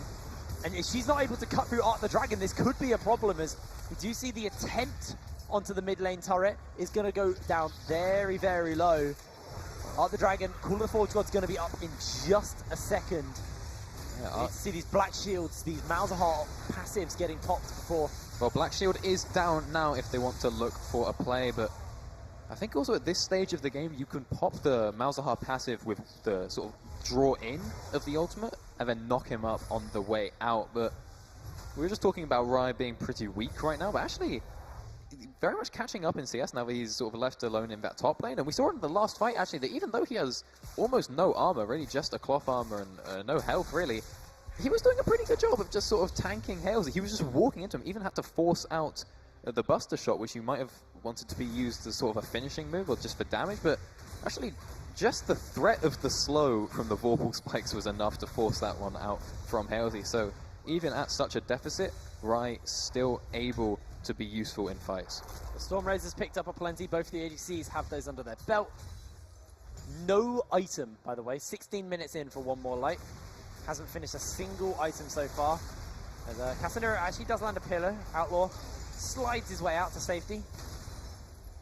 I'm just going to get those smooth moves going. Oh, again, just killing 3 creeps in one auto. Just looks lovely. As a Graves player, you just... What is the most satisfying wave clip? Have we had this I think we've had this conversation like a week. You know, I'm not having this conversation again with you. We've had it too many times. I don't remember what I said last time. You don't remember? A lot of people always say Diana Q. Oh, Clear away with the Diana Q. I still think Titanic Hydra Aurelia is the most satisfying thing you can ever watch. Just, ow. That was pretty satisfying. Halesey just loses a lot of HP, but does just pretty much undo that at this point with the fact that he's able to heal him up. And Flubber actually might just be able to solo out this turret. There is no contest coming through.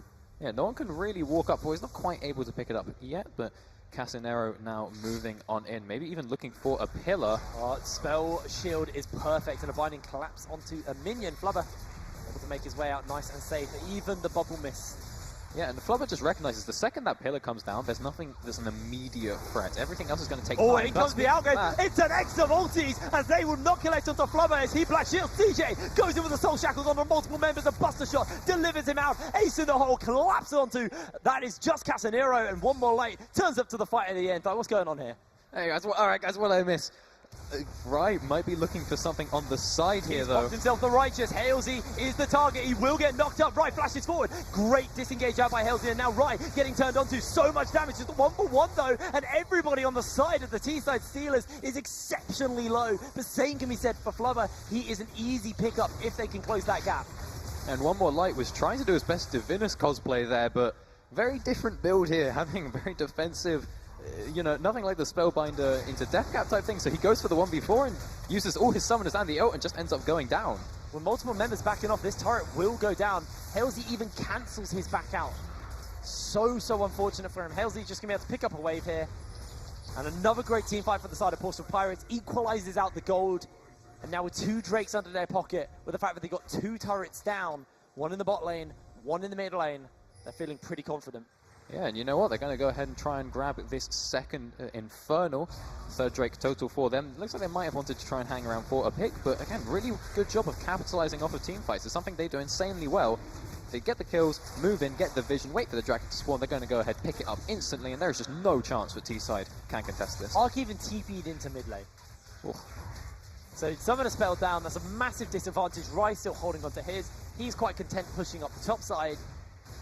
And what do you do now if you're T-side Steelers? You're dealing with a Caitlyn who has a massive lead over Halesey at the moment. Going back, looking to build towards that rapid fire cannon nice and quick.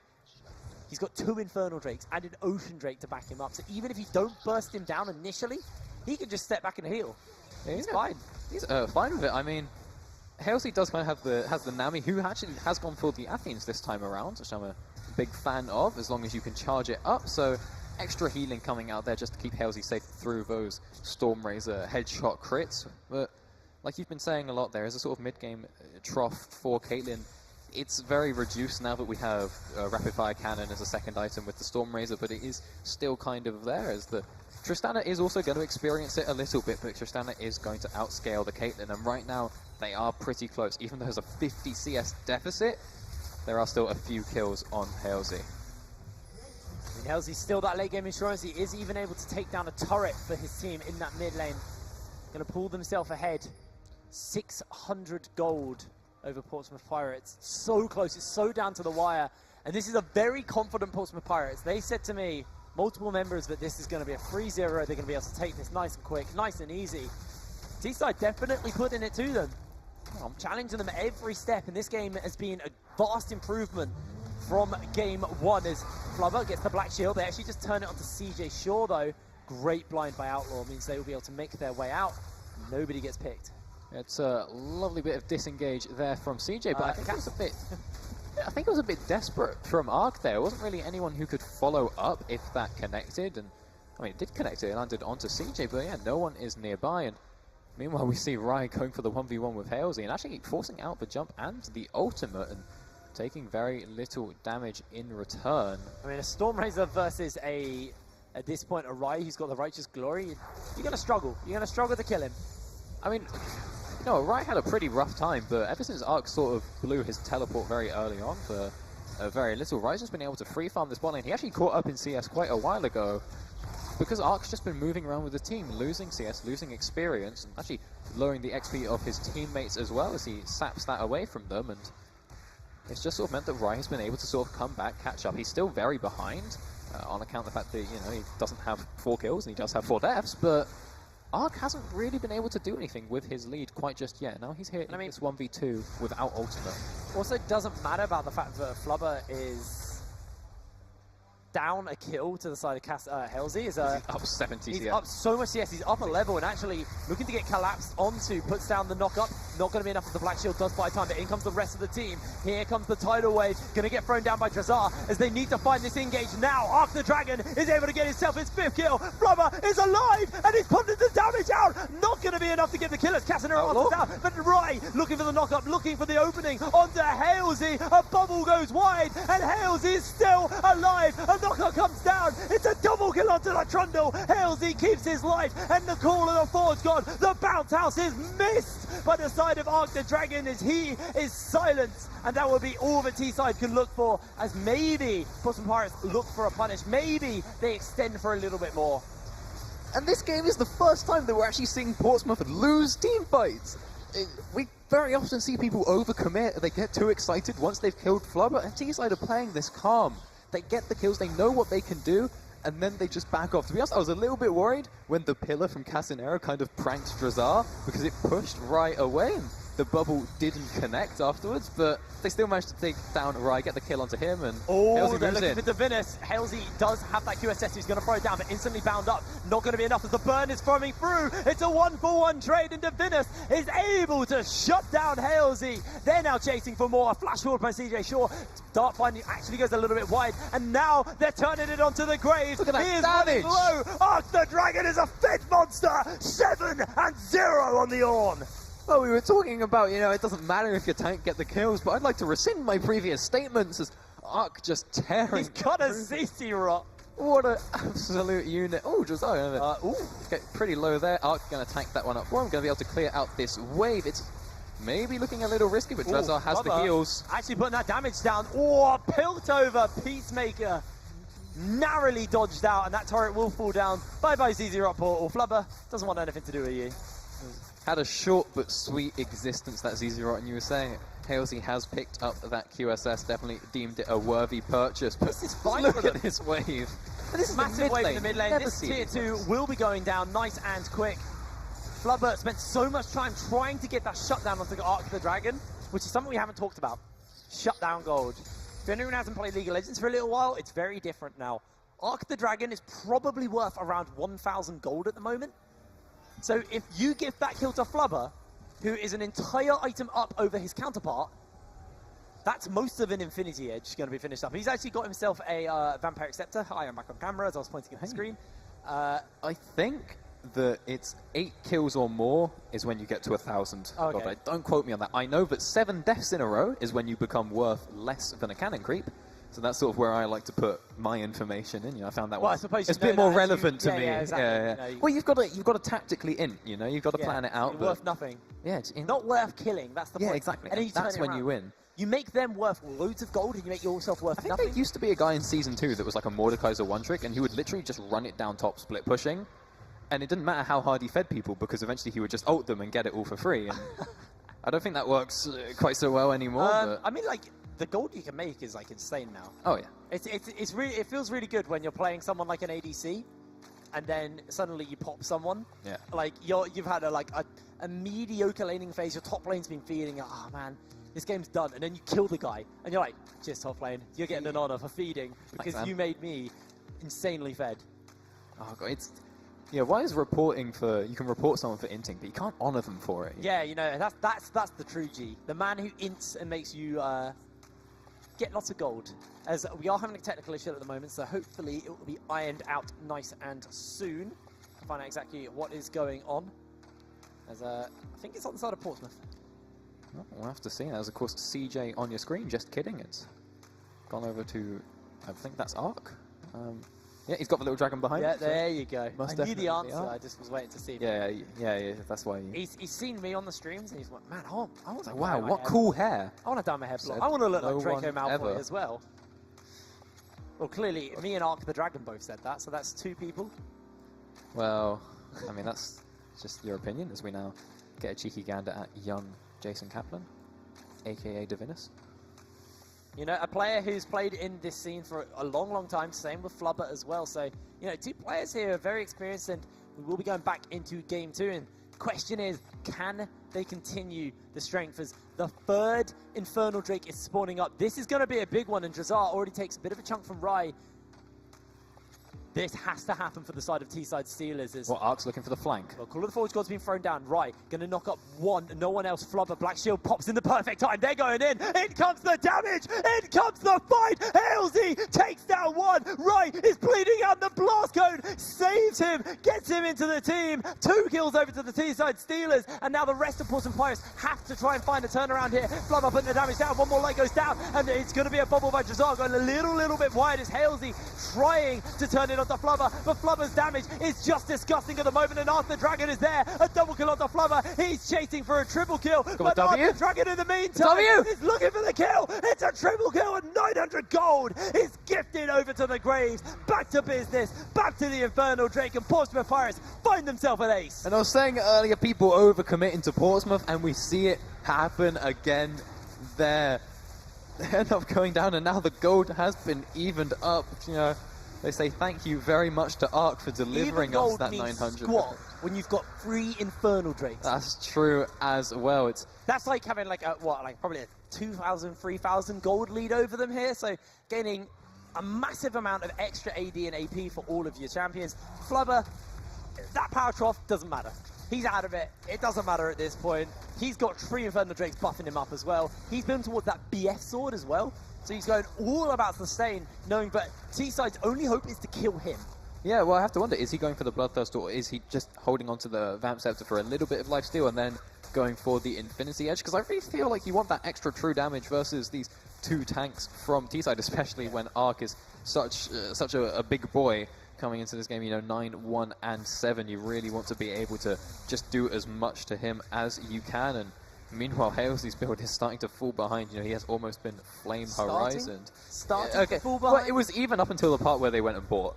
it was looking okay. He needed that QSS, and it put him 1,300 gold behind in the item build, let alone the fact that actually there's just gold in this game as well. Like, oh, yeah.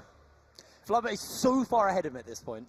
And I think that QSS buy from One More Light as well I mean, it is necessary, but it's just set him so far behind. Every fight you see him, he goes for the big flanks and just doesn't do any damage. He's gone for also a tankier kind of build, you know, with the Protobelt as opposed to the raw damage that we see Divinus go. I think both builds are good, but he's playing maybe a little bit like he has the sort of stronger burst build when he just doesn't. As we now see Portsmouth sat on a ward and Casanera is moving in.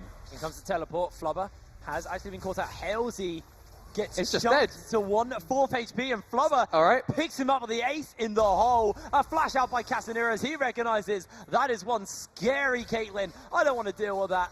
Traps go down, and Flubber just going to be able to push out these turrets. And is the Baron going to be the next objective? Once again, Rai has teleport, Ark doesn't, but Ark's looking for the engage on Flubber. Call of the Forge God into the Black Shield means that Flubber is going to be able to stay alive for a very, very long time. Flashes away, another trap is stepped onto. Flubber pumping that damage out, not going to be able to pick himself up a kill this time, but he is still quite content clearing out the waves, pushing into these turrets.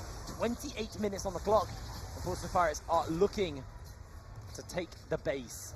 And Casanero ulted into the Black Shield of Flubber, and I'm pretty sure that that means that Flubber doesn't lose any resistances or get drained at all. I think Casanero still gains them, but Flubber doesn't lose them, and that can be very important when you get into these fights. I feel like T-side really have to sort of coordinate around that Black Shield. We see a lot of ultimates being thrown into it, and if they can just maybe say, okay, One More Light, you're 2 behind, or you're not behind, you're just not ahead. You don't have that burst. All you have to do is break the shield. But actually, this is very, very cheeky. I don't know if they're... Portsmouth have no idea. Portsmouth are making their way down. Divinus should spot this out. Hales They is use here. the blue That's trinket. going down fairly slowly, and it looks like Portsmouth will be able to find the collapse in time. There's even been a teleport by Rye. Divinus on that flank. Art the Dragon could be the target. He gets caught out. Does have that flash if he needs to. Already uses one back. Rye chasing after him with a silence. They are looking for the tank, but remember, Art the Dragon, exceptionally tanky. Doesn't have Call of the Forge God available yet.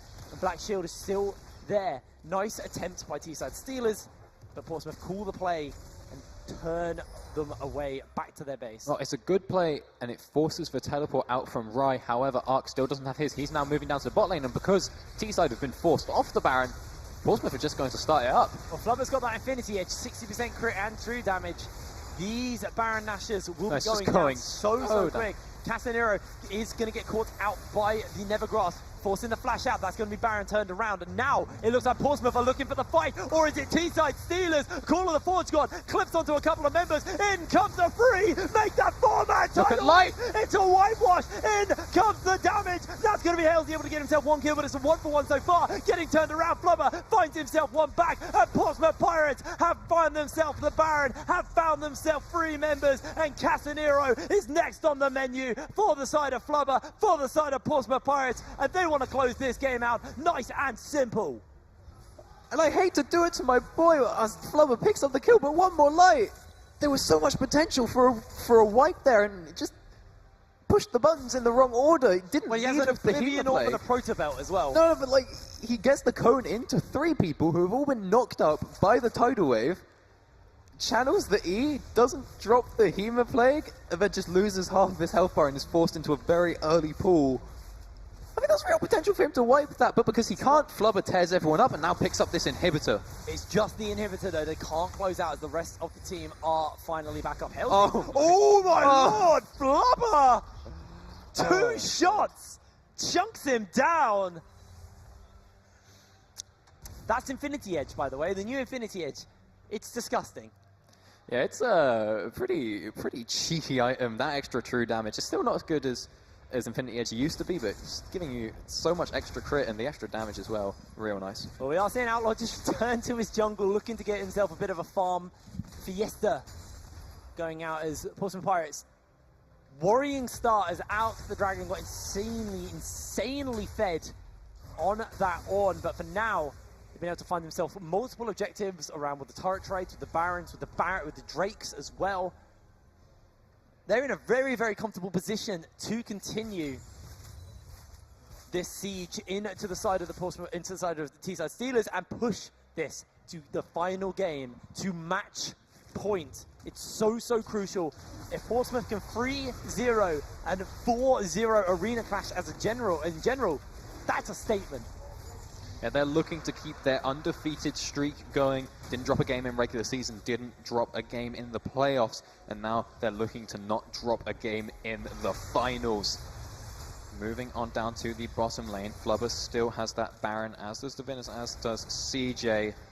Just going to move with that into the bottom lane, going to try and pick up that inhibitor turret. They've already got the 1 tower taken down in the mid lane. They've got a nice wave building up top as well, as Flubber starts dishing out the deeps onto the tanks. Even Ark feels the heat from Flubber.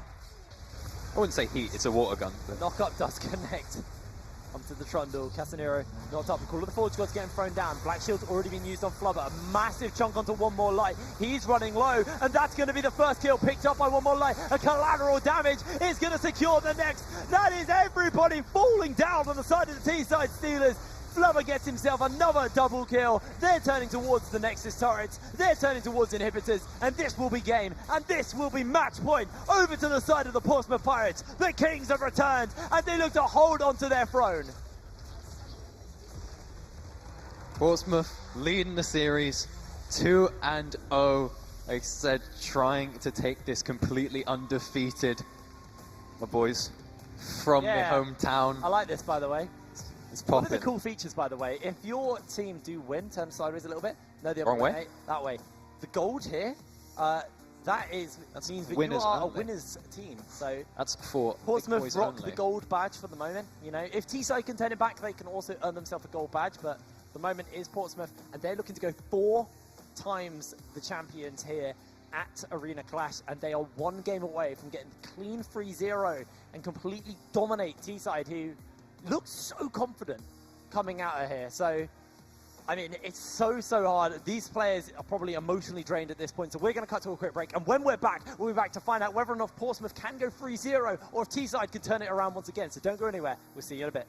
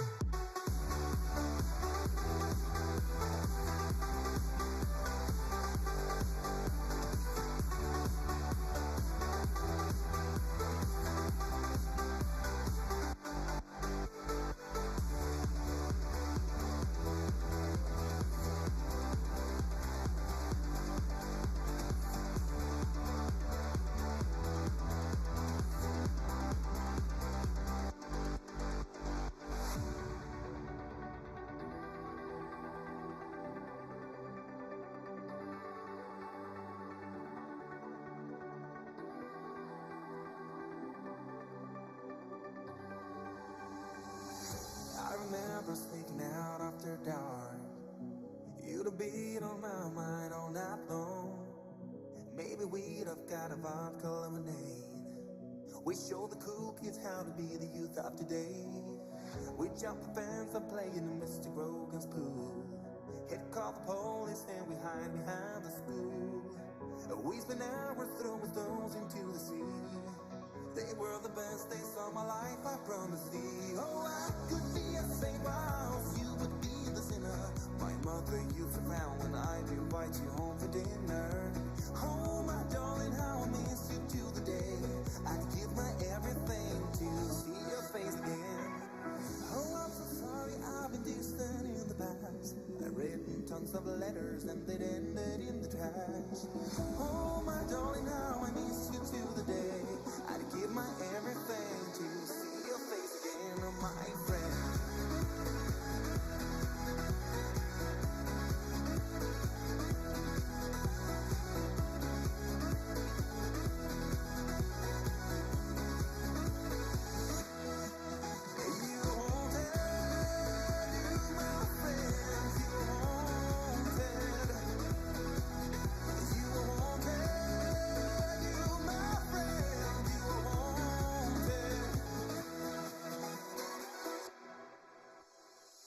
We fooled around when we got to 22.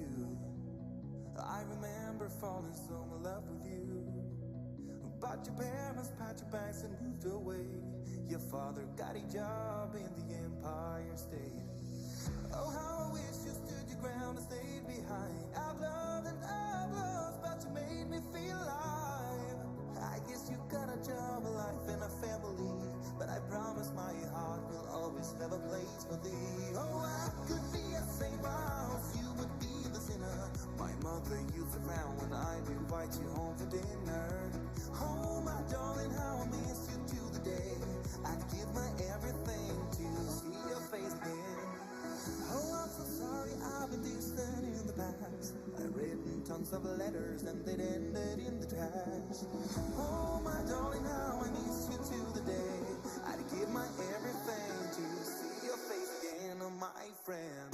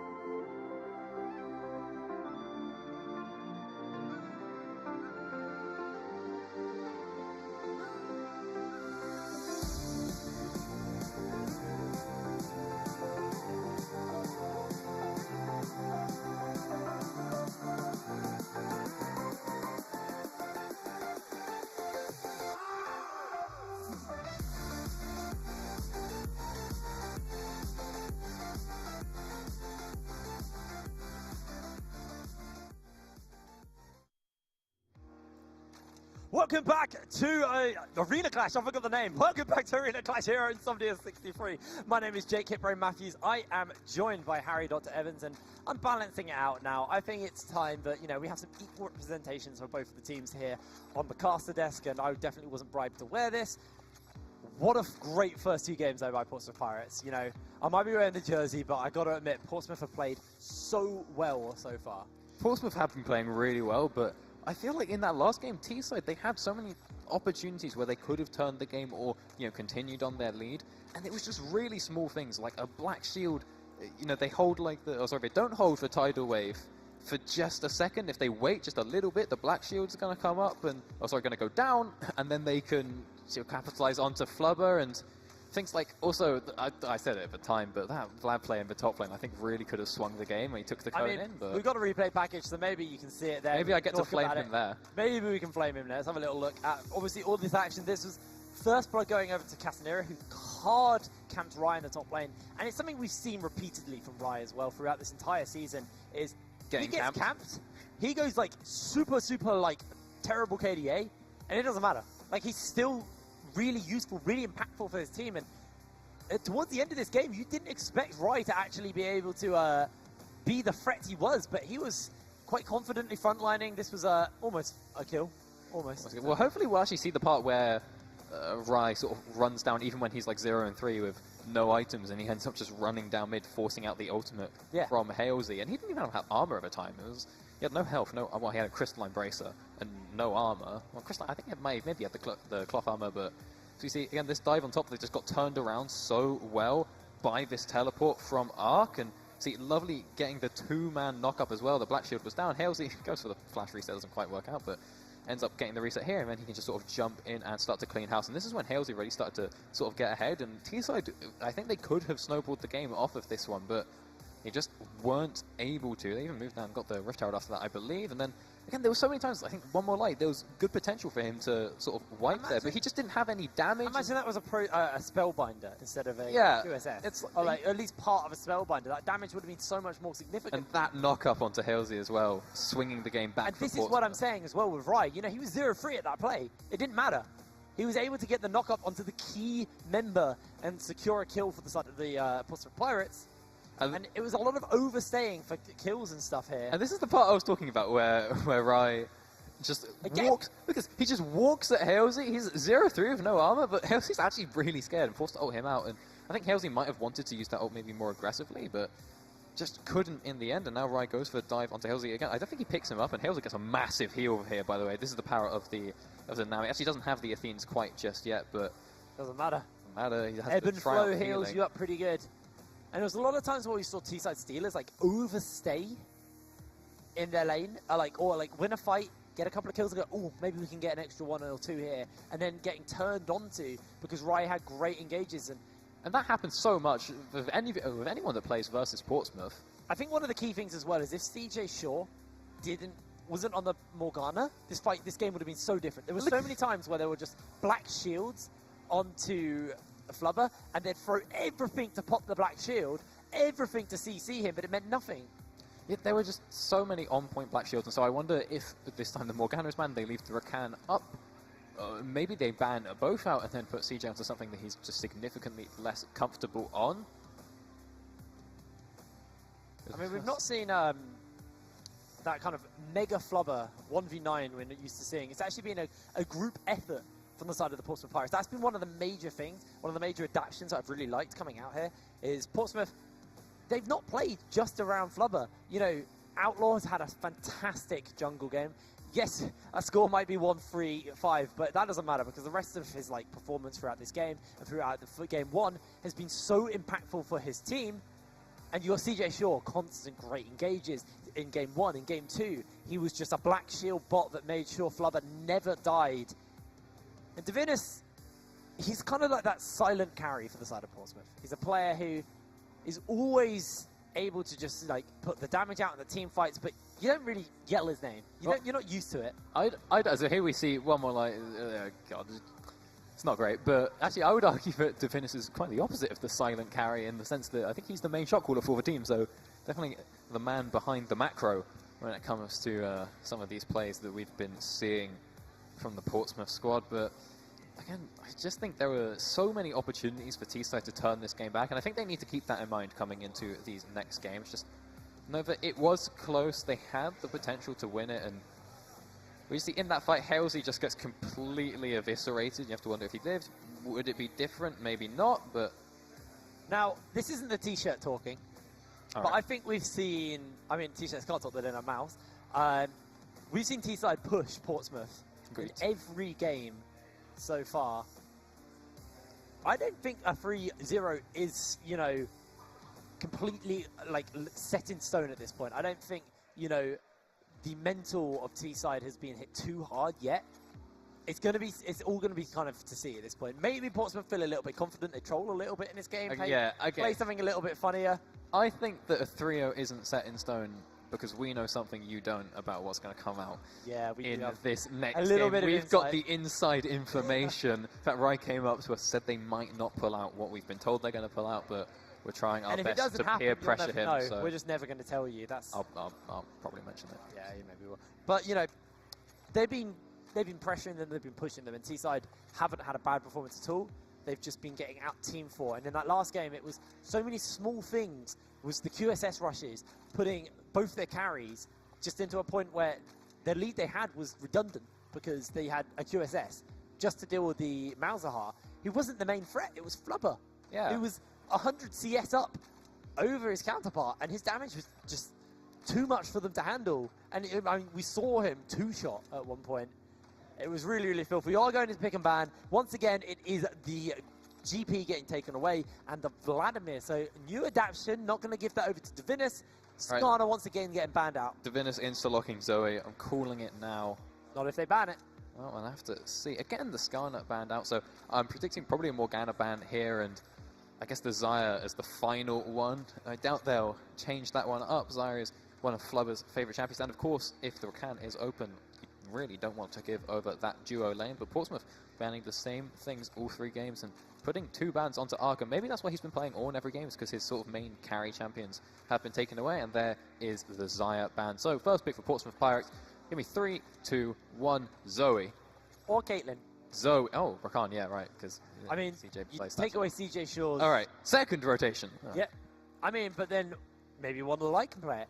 But maybe this is when we finally see the Dragon come out. We finally see the Aurelian Soul form one more light, and you know, a lot of questions on our mind. He's so good on this Aurelian Soul. Why hasn't he played it? Is it because he's scared of a potential counter that Divinus has ready for it? Oh, Rand has been banned away. It was always pretty much every game. It was banned away in Phase 2, both games, so they're picking it up early, and we'll have to see probably a support brand, I believe. I think we've seen Drazar play it maybe once. I'm not too sure about that one, but they could go for the Zoe themselves, like you said, but I do think that Zoe is now in a state where she's a little bit more balanced, not because she got like 50 She's nerfs. not the electrocute W. Yeah.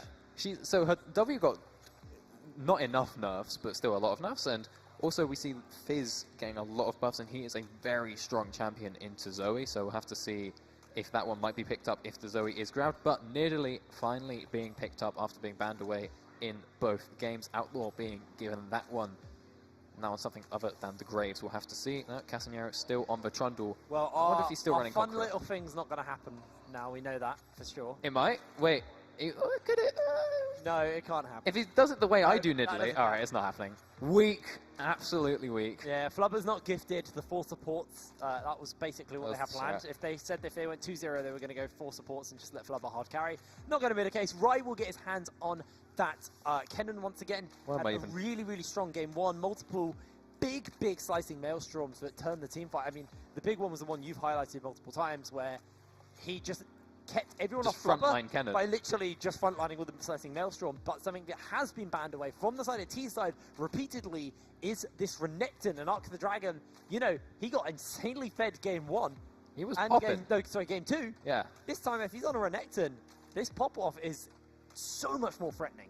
All right, so yeah, getting 2 champions that have been banned Phase 2 both games, so some of the more comfort-oriented picks for T-side. Aurelian Soul still available, by the way, and 2 bans have just freed up for Portsmouth. Please, dear God, at least they have some presence in this matchup. We also see the Malzahar banned away by T-side, but I think that's not too much of a problem because the Vladimir was banned, and I think the Malzahar is something that Divinus only would pick into the Vlad, and maybe they just don't want to risk it because they just saw how powerful the forcing you to buy the QSSs is. Maybe One More Light is just a little bit tilted as we now see Caitlyn banned away. But again, I don't think Caitlyn would have been seen in this match because Portsmouth traditionally only play it with the Morgana. I think maybe this time around we're going to see Ezreal or maybe a Lucian coming out from Flubber. He likes those a lot, however Tristana available. He is more of a hyper carry champion. He's a big fan of those. Like you said, Zoe available. Oriana will be the final ban for the side of Portsmouth Pirates. Maybe they wait for counterpick mid. Well, I assume they wait for counterpick mid. Try and get themselves the priority ADC. At this point, the Varus is still open. We saw Flubber play that game 1. The Ezreal, like you said, is also open. A couple of things still available to them. And oh, I was going to say they wouldn't pick the Varus versus Flubber because you need that mobility. You know, you need those escapes. So you want to play that lane safe, especially when you have the Rakan and the Kennen engage. But they actually go for the Twitch. So definitely not the safest of bot laners there, but they do have an incredible strong team fight now with the combo of Twitch and Brand. Their ultimate's just going to absolutely tear through the members of Portsmouth, who have now locked in the Ezreal. Going up with that Rakan. Again, Ezreal, one of Flubber's favourite champions. Well, let's see what the final pick for the side of Portsmouth will be. They've still got to pick a mid laner up at this point. Zoe. Will they blind all the way through? Do they blind it? That is the question really here. They've got 3 seconds left and... No. They've done it. That's going to be the Yasuo for Divinus. He's had a bit of a... Look at Rai. He's had a bit of a quieter game series today, but now it's his turn. He has to be the big carry for the side of Portsmouth. And what the T side decide to play into this at this point? You know, they could go safe. They could just match the aggressive. Well, the Z in. T side have banned out the Malzahar, which is traditionally one of the very, very good picks into Yasuo. I doubt they would go for the old Twisted Fate. It sounds like a pretty rough matchup. And instead, they go super rough. Instead, they go for the Corki there. And I'm not too sure how this matchup goes, actually. Corki's super safe. He has annoying damage because he gets the Triforce into the Storm Razor. And he has that big 4-item spike for the side of Corki. Right, no, he has pretty big 2 items. Every item he gets is a spike in life. Yeah, but it's the 4-item spikes where it becomes really hard to What's the 4th item? So basically, the normal build is Triforce, Rapid Fire. Razor, oh, Storm Razor, of course. Then Rapid Fire Cannon, then IE. Rapid, then IE, yeah. And then when you've got those 4 items plus your Sork boots, you get done. At that point, like, you're Storm literally Razor just... Because it's like, Corki used to be that 1-item power spike into the 2-item power spike, and it was, he still has that good growth of his power, as his curve goes up constantly. Oh, yeah. But now with that 4-item, it's that gradual curve, it just goes woof, up. And at that point, you're still actually able to dish out the damage. The difference is, though, when you're playing to the Yasuo, he can wind wall you. That's going to be one of the crucial things in the team fights. But then the answer is you have a Twitch. Twitch wants to go invisible. He ambushes from the side, and then you have this kind of X, and you can only wind wall one direction. Who do you wind wall, the Twitch or the Corki? So, I mean, I'm talking way into the future. I'm talking 4 items, which last game we didn't see happen from One More Light. He had 1 item by the end of the game and a QSS. 1.5. He had the Oblivion Orb as well. Oh yeah, he had Proto Belt, cooldown boots, Oblivion Orb, and the QSS, and Darksteel with 0 stats. A little bit of a messy build there, but you know, this time he's on a bit more of a straightforward build. You know, you don't need to worry about QSS. You can just rush that Triforce. And for the side of the Yasuo, he does spike earlier than Corki. Phantom Dancer into Infinity Edge. Those 2 items is such a massive spike. You can opt into the Sterix if you really want that kind of lane sustain. We've seen that typically in the LCS as well. The players, you know, they play with a little bit more respect for each other. But you know, the true solo queue, you know, here at Arena Clash, this is where the quality comes. Is the Infinity Edge and Phantom Dancer, and at that point, it's pretty hard to deal with it when you've got a very low mobility ADC with the Switch. You have the Renekton as your top laner, so you've got a carry top laner. So they're opting out of that hard engage with the Ornn, and this time going into just the real kind of, solo queue face roll. We have a bunch of lanes that can just snowball really, really hard. We need to set that they can do that. And Casemiro, his ganking early on in the game has multiple times paid off really, really well for the side of the T-side Steelers. And Portsmouth, if they play with no respect towards Casemiro, this could be a problem. We are loading through into the 3rd game. Portsmouth Pirates are on match point over T-side Steelers. T-side need this win if they want to try and get themselves any more games, any more hope of walking away with that trophy, and more importantly, the Gold Arena Clash logo on your jersey. Well, they want this win, and they want it through comfort. Again, still no Aurelion Soul, but Drazar on the Brand, Arc on the Renekton. You were just talking, Casanero has been getting some very effective level 3 ganks off in the top lane against Rai, and if Arc is on Renekton, he's definitely going to be able to capitalize and try and turn those kills into something.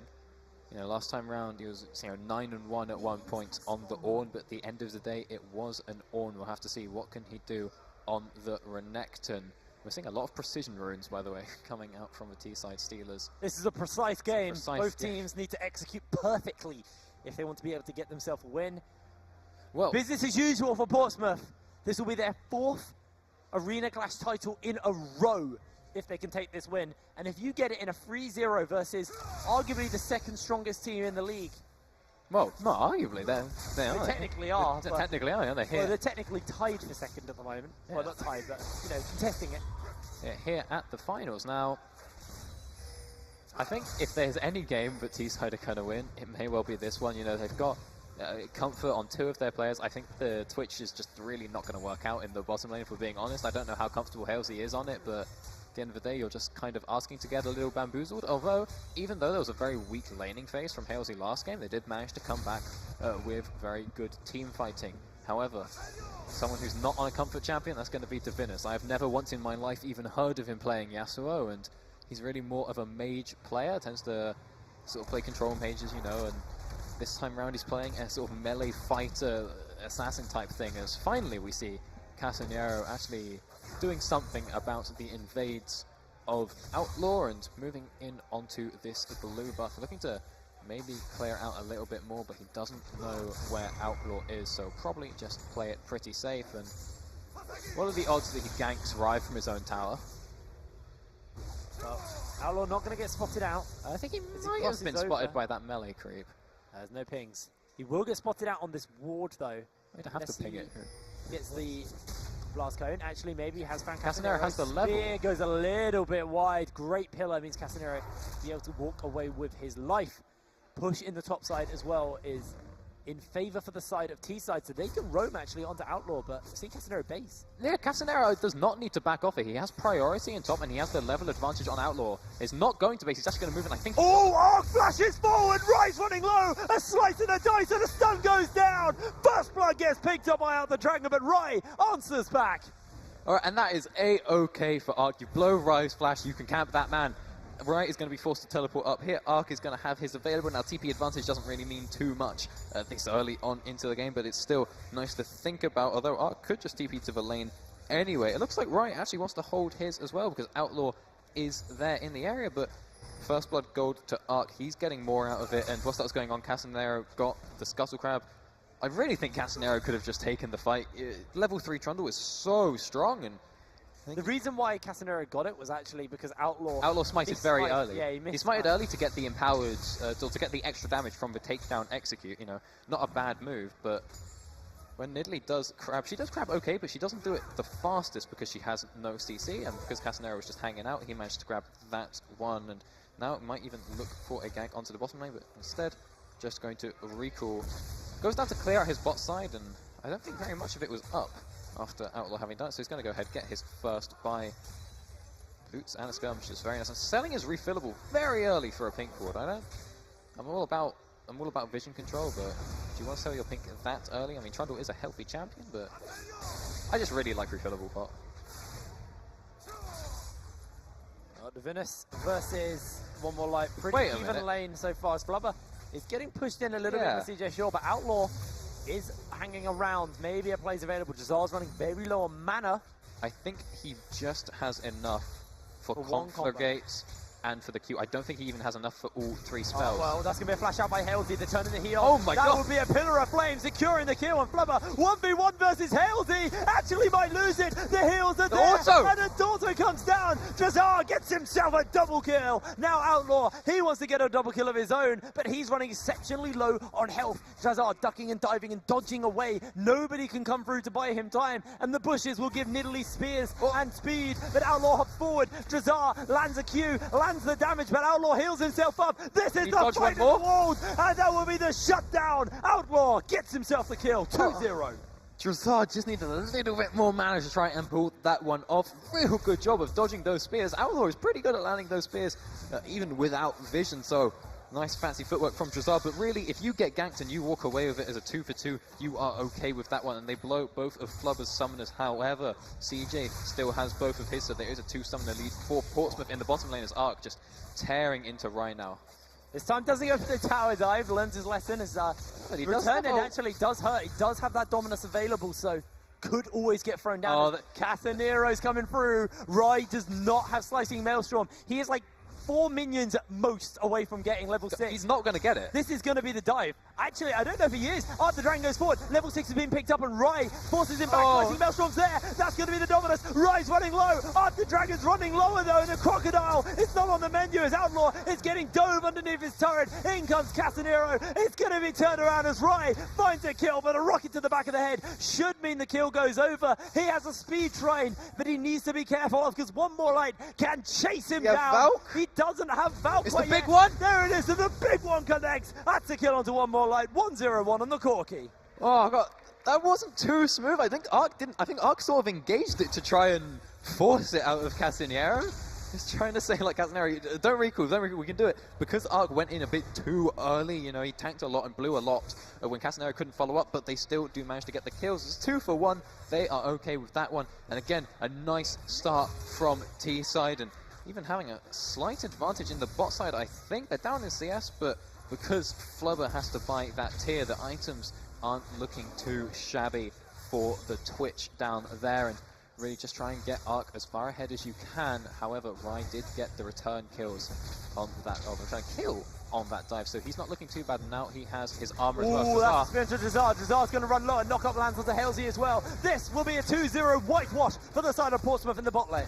All right, I take back everything I just said. Portsmouth looking pretty groovy right about now, and meanwhile in the mid lane, Divinus staying even, which is that could be pretty first much turret what blood. he does. It Nah, could okay, be, they're not. but it They're won't be. They're too scared of one more light and Casanero moving down, so they might just look to go for the dragon, and it's not a bad idea. No ultimates available for the bottom lane of T-side, and Portsmouth know the second those are up, this dragon becomes infinitely harder to take, and it's a Cloud Dragon, the squishiest dragon of them all, so they're going to take that one down very, very quickly. But CJ very low. Is Casanero going to be able to find him out? No, he is not. Great pink ward means that not going to be able to see him on their own ward in the bush. So Halsey did obviously go down 0-2 on that Twitch, having a bit of a harder lane so far. No, he did start off pretty behind last time as well, but again, we're seeing Flubber is not getting these early kills. He does still have his fabled CS lead as Arc TPs on into the top lane, and I wonder, are they just going to try diving Rye again? Rye has Flash and Maelstrom available though, so I think that train has finally come to a halt. Slices forward, gets himself the stun, bit of damage out from the Q, and right now we'll be able to get a bit of return damage out, but this time Arc is able to walk away. Oh, hang about. That's a Slicing Maelstrom. One more light stunned underneath the turret. He Valks back, able to save his life.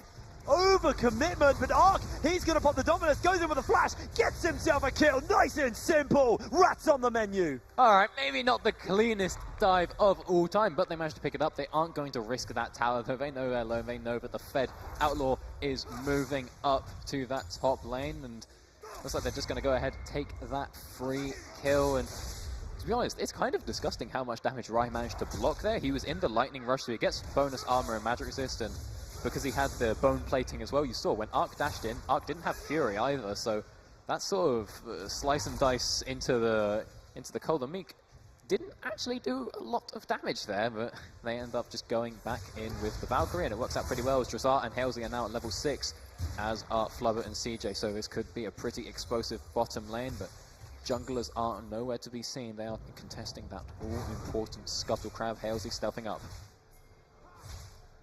Don't know if the play is going to actually be on the turn, as he actually does look a little bit front to Flubber. See, just testing the water, seeing how much damage he has available to him as a Pillar of Flame does connect Drazar.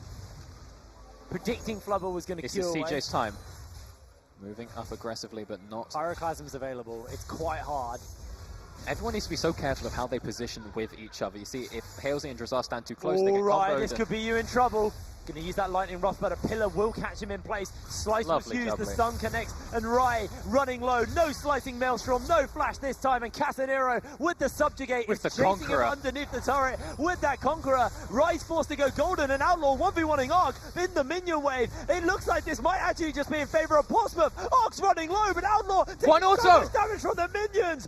Arc finds the kill and gets the shutdown. Well, they go up for the dive onto Rai, and then it goes, oh, it's Outlaw's going to deliver himself. We'll take that. And real good job just holding the stopwatch as long as possible from Rai until he absolutely has to use it and gets nice and safely to his tower. So he gets out of that one alive, but shutdown gold picked up from Outlaw there. So T-side cannot complain about much, and we are almost 12 minutes into this game and is pretty much dead even. Just 300 gold, which I'm pretty sure is just Flubber's CS lead. LZ just constantly shoved. No turret has gone down. We're 11 minutes into this game. Both these teams playing with bated breath. This ambush has been used by Halsey now. Maybe wants to make a play recognizing Flubber's low, but CJ with the quickness up could always dissuade that. Indeed, he could. You just have to be so careful of any engages or perhaps potential dives. Outlaw is down here and Casanera is in the area. Outlaw knows he's been spotted out by clearing that ward, and so he is going to back off, but Flubber just able to free hit the tower. LZ just clearing out the wave. No roams yet, no package on One More Light. Did use it at top earlier. Look at that build coming out from Divinus. We haven't really spoken too much about him in this game. He's been doing pretty well actually on the Yasuo, which we did not expect, and he likes his attack speed, it would seem. Casanera now looking to move on down. He is warded though, and Outlaw is in the area. We could see a 3v3, or maybe Casanera moves to mid. Halsey Blue shot stealthing barrage is thrown down. Halsey is stepping forward, throws down the casket. In comes the old D, gonna knock one up. That's one running low. Spitter connects. Pyroclasm is there and is bouncing around. Flubber is ignited and he's taking so much damage, but Jazar has to run underneath his turret. The flash, the knock-up goes wide, and Jazar running away. Casanero can come through. Doesn't have that pillar quite available yet, and Flubber needs to be careful as the teleport's here. In comes One More Light. Flubber is low, and Valkyrie forward, and Outlaw will go down as a double kill onto the Corki, and CJ Shaw is forced to run away. Pillar's going to be available soon. A chump comes out, and One More Light is not going to be gifted the triple as Casanero picks up the third. And that's why Drazar has had this brand banned out every game. Absolutely tearing up with that Pyroclasm, getting 3 stacks onto all 3 members of Portsmouth, getting so much damage off of that detonation. And it was looking pretty rough. Halsey went down, he had both summoners up, he just sort of accepted his fate. They even got first turret blood in the bot lane, while Art the Dragon gets free time on top side.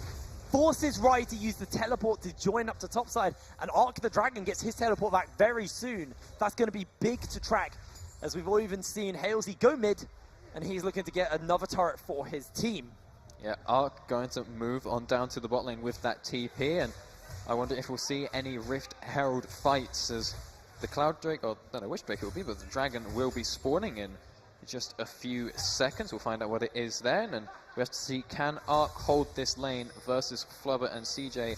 Probably not, which means that Halsey and Drazar have to force onto Rai pretty rapidly. Rai now has his Zhonya's finished and available. Maelstrom not quite up though. I really like that little blue ward they put down actually there, because they will just be able to spot out Whoever who's comes. rotating, and then they can act accordingly to that. Package is available. Package is available, like you said, though. That's pretty big for the side of One More Light. Has been spotted out on a ward, but it looks like they're just got a 4-man shove mid. I think that works pretty well when you have 2 ADCs and one has a Triforce, but actually it looks like they might want to collapse on bot, but I don't know if they can get there in time before It's the an tower extended goes. lane, remember. The turret is still down, and they're actually recognizing this, going to back off so many blue wards, and One More Light here. The package doesn't have ran the out. package anymore. CJ Shaw looking to hop back, and One More Light gets charmed up. In comes the quickness, and Flubber makes his way out. And I like the concept behind a roam, but you just had a 4-man roam from top to bottom. It took so long, the package ran out. They're now going to look for the fight onto Dragon, and Brand is going to have big damage here, but we'll have to see, is Outlaw going to be able to steal it? Not quite. So close. Rai does have flashes slicing Maelstrom, so maybe wants to pull that trigger. Not going to be able to do so as the pillar scares them off. And meanwhile, Divinus, he gets free time on the turret. Actually, this could be a slicing Maelstrom. Halsey is getting engaged onto, knocked up into the last breath, and Divinus finds his kill on the Yasuo. Casanera now hanging out looking for Outlaw or Ryan. He maybe doesn't want this fight. He's going to take the cone and get on out, and Hales, it does go down now 0-4 on this Twitch. It was looking okay for him, but he slowly just sort of started dying, and I think he was maybe a little tilted from how he died before, not using his summoners, because this time around he uses them both in a really, quite frankly, futile attempt. Ark needs to be very careful. He's taking a lot of skill shots to the face, running quite low. Forced to use himself his Dominus. I forgot my words. That's the one. As he has got himself the Hex Drinker, a Phage. Hasn't actually finished up a single item yet, and he's fighting into a Sheen Manamune on Flubber. Phantom Dance has been picked up on Divinus. Is he going to go solo queue, or is he going to play with Respect? I feel we're probably going to see a Blade of the Ruin King. No, Infinity Edge. Oh, is Divinus going to be caught out here?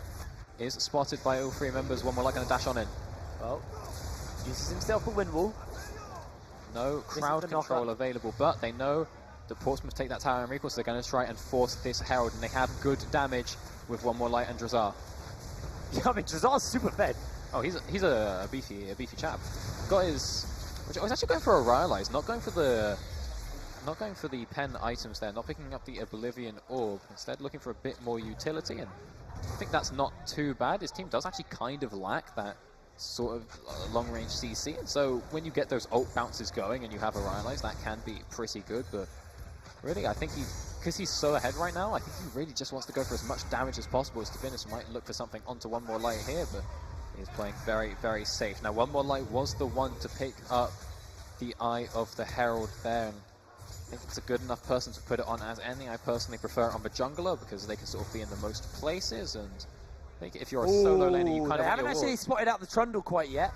Halesy just ambushes himself. Flubber actually used the E4. That's really bad for him if this pillar can connect, but you can just turn it around with a quickness. One is instantly picked up. The Pyroclasm bouncing back and forth, and Flubber and Outlaw will get the passive proc, but it's too little. It's too late for the side of T-side Steelers.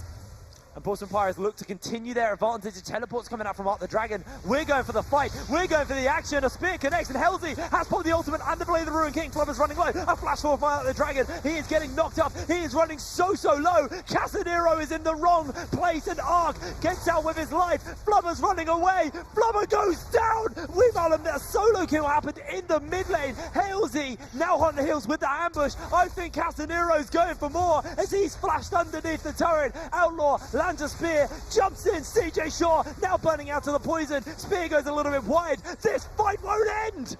Outlaw might be fishing for something here. Jumps on in, looking to get the reset off of those creeps. A reset again. Oh, he's got spear. Manipulating the He's got pounce. spear. No, not going to use it this time. Casanero dodges and ducks away.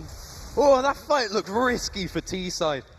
Ark going in very far, but flashing in, not being able to get the stun off, and just instantly getting CC'd by CJ. Meanwhile, Halsey was running away, but Ark is just wrecking Rai. Rai's forced to use the slicing Maelstrom to scare him away.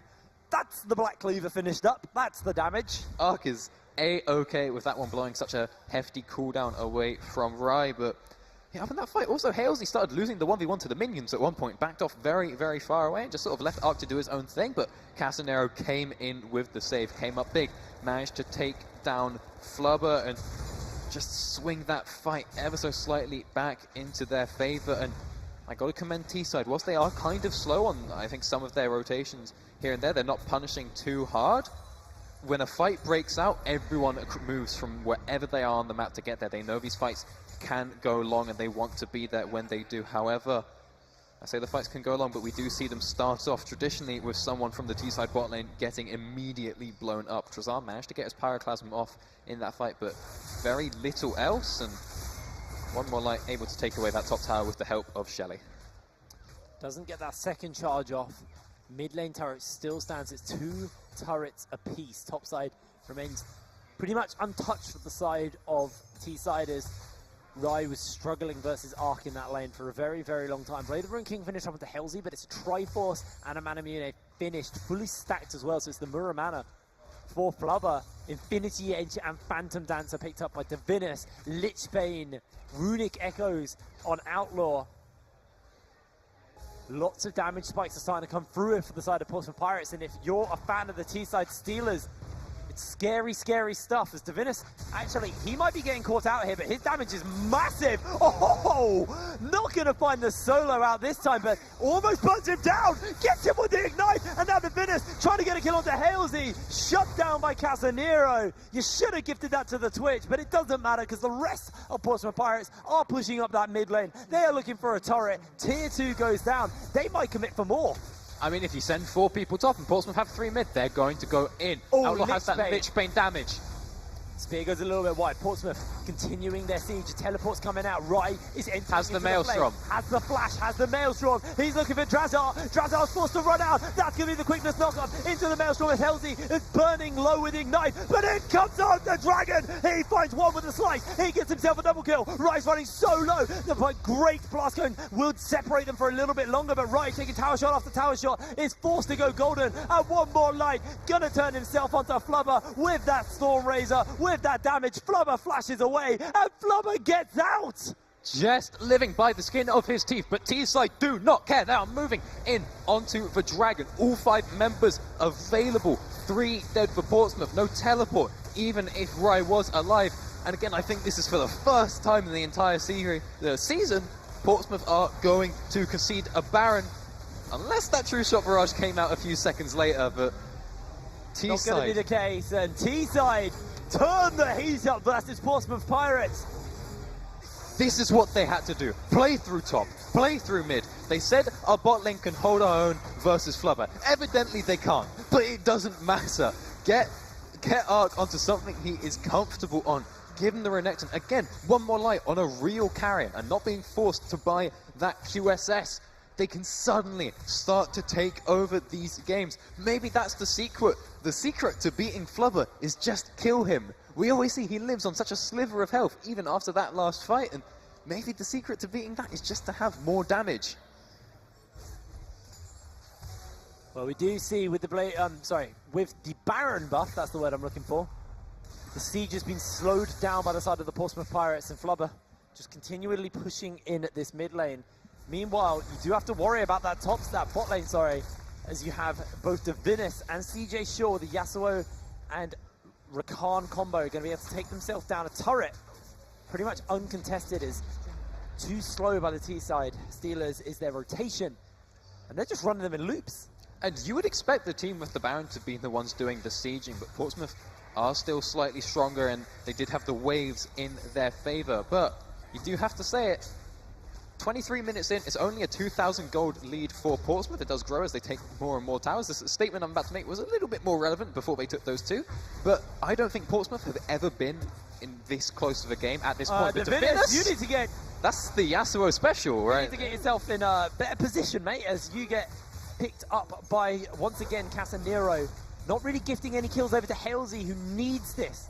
Only has a Zeal and a Blade of the Ruined King. He's so close to that Hurricane, but just can't quite close that gap, can't quite find that opening, and CJ Shaw needs to be pretty careful where he decides to recoil.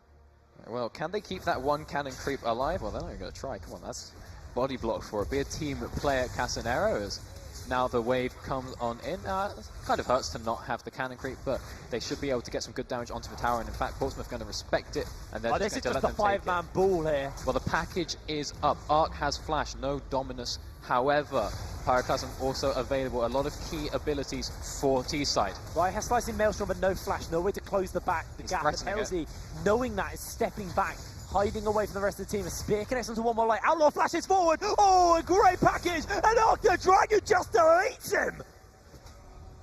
That was a bit reminiscent of my solo queue in Italy games. Sometimes you get the Lee syndrome, you hit the spear, you've got the Lich Bane as well, you think, all right, lads, let's go for it. And wow, Flubber thinks this game's going late. He has now picked up another tier. He's going for that double tier build. It takes a very long time to come online, but it is the way that Ezreal can go late when you have an Archangels as well as your Muramana, and that shield can be so huge in these team fights. Okay, Hurricane has been picked up on Halsey, so at least he's got that in his belt as double chain vest onto Casanero. Yeah. What's that building into? Well, I think he's going for the Dead Man's Plate would be one of them. And then the other one? GA? Just, you know, just go, for it, GA. I think, I said earlier, I think that What's it called? Gargoyle Stoneplay. Underrated item. Why hasn't he on got Trapdoor. Zeke's actually when he's got a Twitch? Some of life's great questions just don't have answers, my friend. Casanero. He hasn't just got a Twitch, he's got one more light as well, and now he's got Arc sitting on the flank out of vision. Looks like they're going for a bit of a pincer maneuver here onto Flubber. Can go for the flash pillar, but looks like everyone else too far away, and really, sometimes you just got to take the creeps. And again, Drazar actually not opting to go for that dual pen, instead picking up the Leandries, looking to get a little bit of extra. Well, not Leandries quite just yet, but looking to get that extra damage as the fights go along. He is building up into that kind of late game, disgusting team fighter with the Is Arc going to look? Leandries is I mean, you got a 100 CS lead. The Flame Horizon has come out in the mid lane. Flame Horizon about to come out in the bot lane. That's 200 CS up in carries. But Portsmouth Pirates have been able to get themselves up over the Teesside Steelers. Now, Divinus, he might be just putting on his Yasuo Panks here, as he could be getting collapsed onto. Sides have a little bit of respect, and so does the rest of the side of the Teesside Steelers and Outlaw rotating around. Baron buff is worn out, and now the siege can continue from the side of the Portsmouth Pirates as Drazar takes a spear, takes a poke from the Q as well. Half HP for the moment. And the teleport. Oh, Casanero looking for a pillar. Does land onto Flubber, and Flubber Arcane shifts away to safety. So we have some dubstep playing over Yeah, there. we've got something going on. Something made Cheeky the master earthquake. stage rumble there. Something Ooh. going. Oh. I think that actually might have been. I think it would have been enough to get him. He has no magic resist. Luden's proc as well is not to be scoffed at, as Halesey might be about to tank one. And Yep. didn't go too far, so didn't do too much damage. Because we know the Nidalee Q does increase damage as it increases in range, and Flubber might actually look for a shift in here. It would enable CJ to engage with him. The problem is if Arc leaves to help mid, he loses top to Divinus. Someone has to go bot lane to deal with Rai pushing there, while he's probably not the most threatening lane at the moment. Oh. One more light actually goes in with the Valkyrie. Spear goes a little bit wide. Great pillar by Casanero. Halesey. It's a great slicing maelstrom onto two, just flattening everyone. Portsmouth Pirates are turning on the heat, and they're looking for the kills. A quickness lands on the bottom of Evans, and now we have the Yasuo in the middle of the fight, in the middle of the fray. A knock up into the last breath, and Casanero is falling down. That's going to be only one who remains as Arc the Dragon takes one more knock up. They are working through him. Arc tries to make the hero play, and Arc do it! Arc, you animal! A triple kill onto the Renekton! Oh my god, we thought the game was over! Arc on the tiniest sliver of health! What a machine! Oh my lord, Arc, you monster! 9, 1, and 4 on that Renekton. He's putting the plays in. He's saving this game for the side of Teesside Steelers, and he's the only one who remains. My heart, dude! I thought Halesey was going to be the MVP of that fight, at least in Teal's side. So he played it so safe, so much respect for Rai and punishing Flubber for going on in, but Portsmouth were able to bring it back with Divinus and Arc. Favorite champion, that Renekton, it would seem, you know, been permabanned out, and now again another dragon picked up the T-side. They are still 5,000 gold behind, but the mid inhibitor did not go down. That is so big for them. Halsey is on that flank with the rest of the team. They are going straight onto Baron Nashor. Second time in a row. It looks like they're going to be able to get it, but Outlaw tries to throw in the spear. Doesn't quite get it in time. Halsey is picked up. It's a Baron for one kill, and now Casanero gets stunned up, gets knocked up. Sterix is popped. He's trying to make his way out, but the pillar actually destroys him. It's going to be yet another kill gifted over for Casanero. Almost gets the kill. Meanwhile, in the top side, we see Ezreal, we see Flubber take down a kill onto Drazar, and once again Arc the Dragon and One More Light are the only two who stand. They do have Baron buff, but this is so down to the wire. Arc once again has to make that hero play, has to come up huge for his team, but the inhibitor is open. There's no turrets to defend, and Portsmouth maybe just looking to close out. You have to wonder, will Portsmouth make the same mistake twice? Halsey respawning soon, but he doesn't have his ultimate available. It's a little bit longer for Casanero and Drazar. Maybe Portsmouth look to force something now, but they're going to be content with the two inhibitors they took. I think Teesside really had to make sure, even if they gave up the two people that they did when they were leaving, that's okay. They had to just try and keep at least maybe one person more alive and make sure that they cleared out the waves in mid, bot, and top. Now, Portsmouth didn't end up going for the bot lane, which I think was pushing in towards them, but because they couldn't clear out either of those waves, bear in mind, that's a pretty easy thing to do when you have the Baron, but it was just too risky for them, and that meant that Portsmouth could get the push going. But once again, Portsmouth, they can try and force an end, but they just play it slow, they play it methodical. They want to close this out 3-0. I mean, they're giving up the hero's end if they want. There's two wards. One teleport available. Right can Right. do it. Do it. He's not attack speed, though. He is AP, so... Sell it. I mean, Taro damage does scale off AP now. Yeah, it does So now. actually, he can take down turrets Get a fairly Nash's. quick. If he gets a Nash's, he will flatten turrets. Although, I don't think his build will really take too much love from getting a Baron, Nash's Tooth. As the third Drake is picked up from the side of Portsmouth Pirates, they get themselves double Cloud Drakes. The rotations are just that little bit faster. Portsmouth Pirates now, this is it. They are looking down the barrel. They are looking at the potential 4th Arena Clash Championship for League of Legends in a row. I think they're the only team to have ever won Arena Clash. I've done all 5. I believe and this... I can't tell you with complete certainty. Was there 5 seasons? There's been 5 seasons. Okay, then they're not the first team. They're not the only team to win it ever. I can't remember who won the earlier seasons. Helzy actually frontlining on that Twitch. Needs to be a little careful. It's one more fight. They have to pull the trigger. If you're T-side, it's now. You're going to lose the game if you play the slow con, even though you got Baron Nashor. You need to make that fight. You need to make that engage. But who does the engage? Well, the package just ran out, so it's not going to be one more light. Maybe we can see a flank from Halesy. He's in stealth, but a nice pink ward is going to spot him out if ever he tries it. Drazar might be looking for something. Pillar is down from Casemiro. Casemiro loses a bit of health as well as Art the Dragon.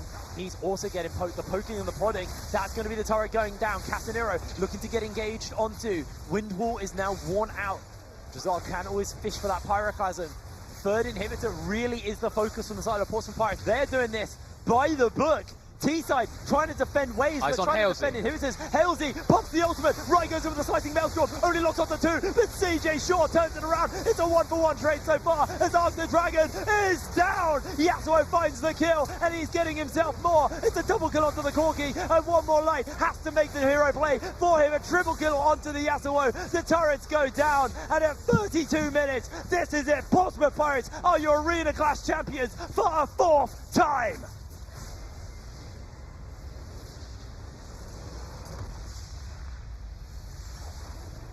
Four titles in a row over to the side of the Portsmouth Pirates.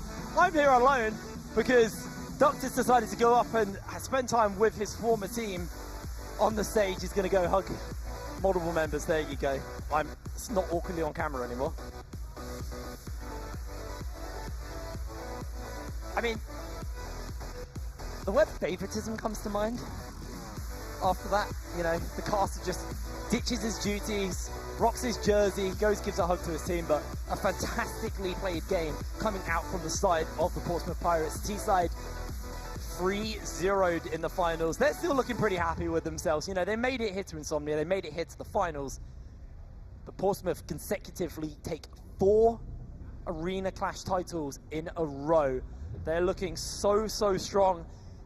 And the question is in the future, who is going to be able to challenge this team?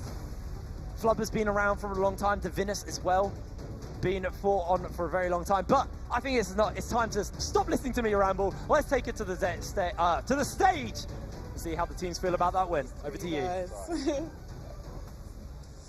Hello, well, we promised you an epic final, and it certainly was. Now, I think 3-0 sounds like it was a clean sweep, but it absolutely wasn't. We saw some incredibly close play. So I'm going to start things off by going to chat to the T-side Steelers. You guys, now, I am devastated that you didn't make it through at the final just now, but I don't think it's fair to say that 3-0 is an accurate representation of how you did, because you came so close in so many games. It was neck and neck all the way through. How are you all feeling? Pretty good, to be honest. It was well fun. That's what we like to hear. I'm glad you guys had a good time. I got a ton of kills at the end of the game, and that triple kill was so fun. I think I yelled, like, blasted my teammates' ears out at the end of that. Going on. Let's go out here. Give me your moment in this spotlight. Now, you guys, I know that you gained yourself a really strong reputation this year, and I know that you were definitely one of the teams to be scared of. So, are we going to see you back here on this stage in the next season? Absolutely. No doubt about it. Oh, let's bring everybody over. Let's do it. So for you guys, what's been the highlight of your season so far? Kill. Dragon, just after Dragon. And finally, what's next for you guys? We're still going to be playing next season, but I think we're going to have a few changes. Well, Ollie's working full time, so we can't actually have him in the team next season. So that was all last year. It's a nice way of putting it. I'm benched, yeah. Well, I cannot wait to see you guys back here. You did an absolutely fantastic job, and I am absolutely thrilled that we had you guys in the final because you gave us a fantastic one. Now, I'm going to have to leave you guys, I'm afraid. Go on over to our 4-time winners. Guys, could you win more? Like, I feel like it's a little bit greedy. You don't want to share the love around. How are you feeling? Right, we're feeling really good after this. I mean, the three of us, these two have been here before, but Ryan, CJ Shaw and I haven't been here before, so we're really happy and pleased to have continued the Portsmouth dynasty in the arena clash. Yeah, I think dynasty is exactly the right word to use here. Now, it wasn't quite the clean sweep that, as I said, you know, the 3-0 would suggest. You definitely came up against tough contenders. So do you feel like maybe you underestimated them, or did you really put the research in before you came out? We just won 15 games in a row. Like, I think we did pretty well, but we did our research and stuff, know what they played, so as long as you know what you're doing, it goes like that. And what tips can you give people at home? Because obviously, it's getting a bit ridiculous now. You guys are just the absolute undefeated champs. I think, you know, people at home want to know what they can do to be maybe up here taking you down next time. Basically, just get a flubber. Like, that's really all there is to it. I'm pretty sure I got boosted here, so... I love it. Well, it is time for you to receive your 4th trophy. Pretty ridiculous, so get on down here. Let's give you your moment in the spotlight.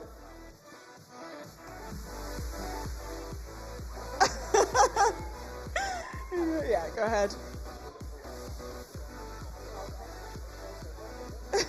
All right, it's a little bit late, but let's hear it for these guys, our 4th consecutive League of Legends champions. Well done!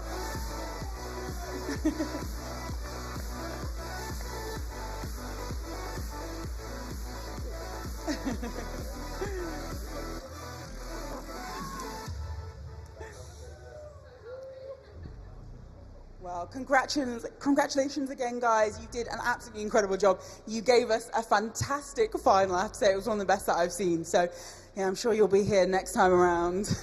Now, speaking of next time, if you watched this, you got inspired, you felt like maybe you could take these guys down and prevent them from getting that 5th trophy next season, you can sign up, because sign-ups for our next season are already open. You can find us at belong.gg, and maybe it will be you on this stage next year. So I'm going to say goodbye from these guys. Hold up that trophy again and show people what they could be signing up to get their hands on.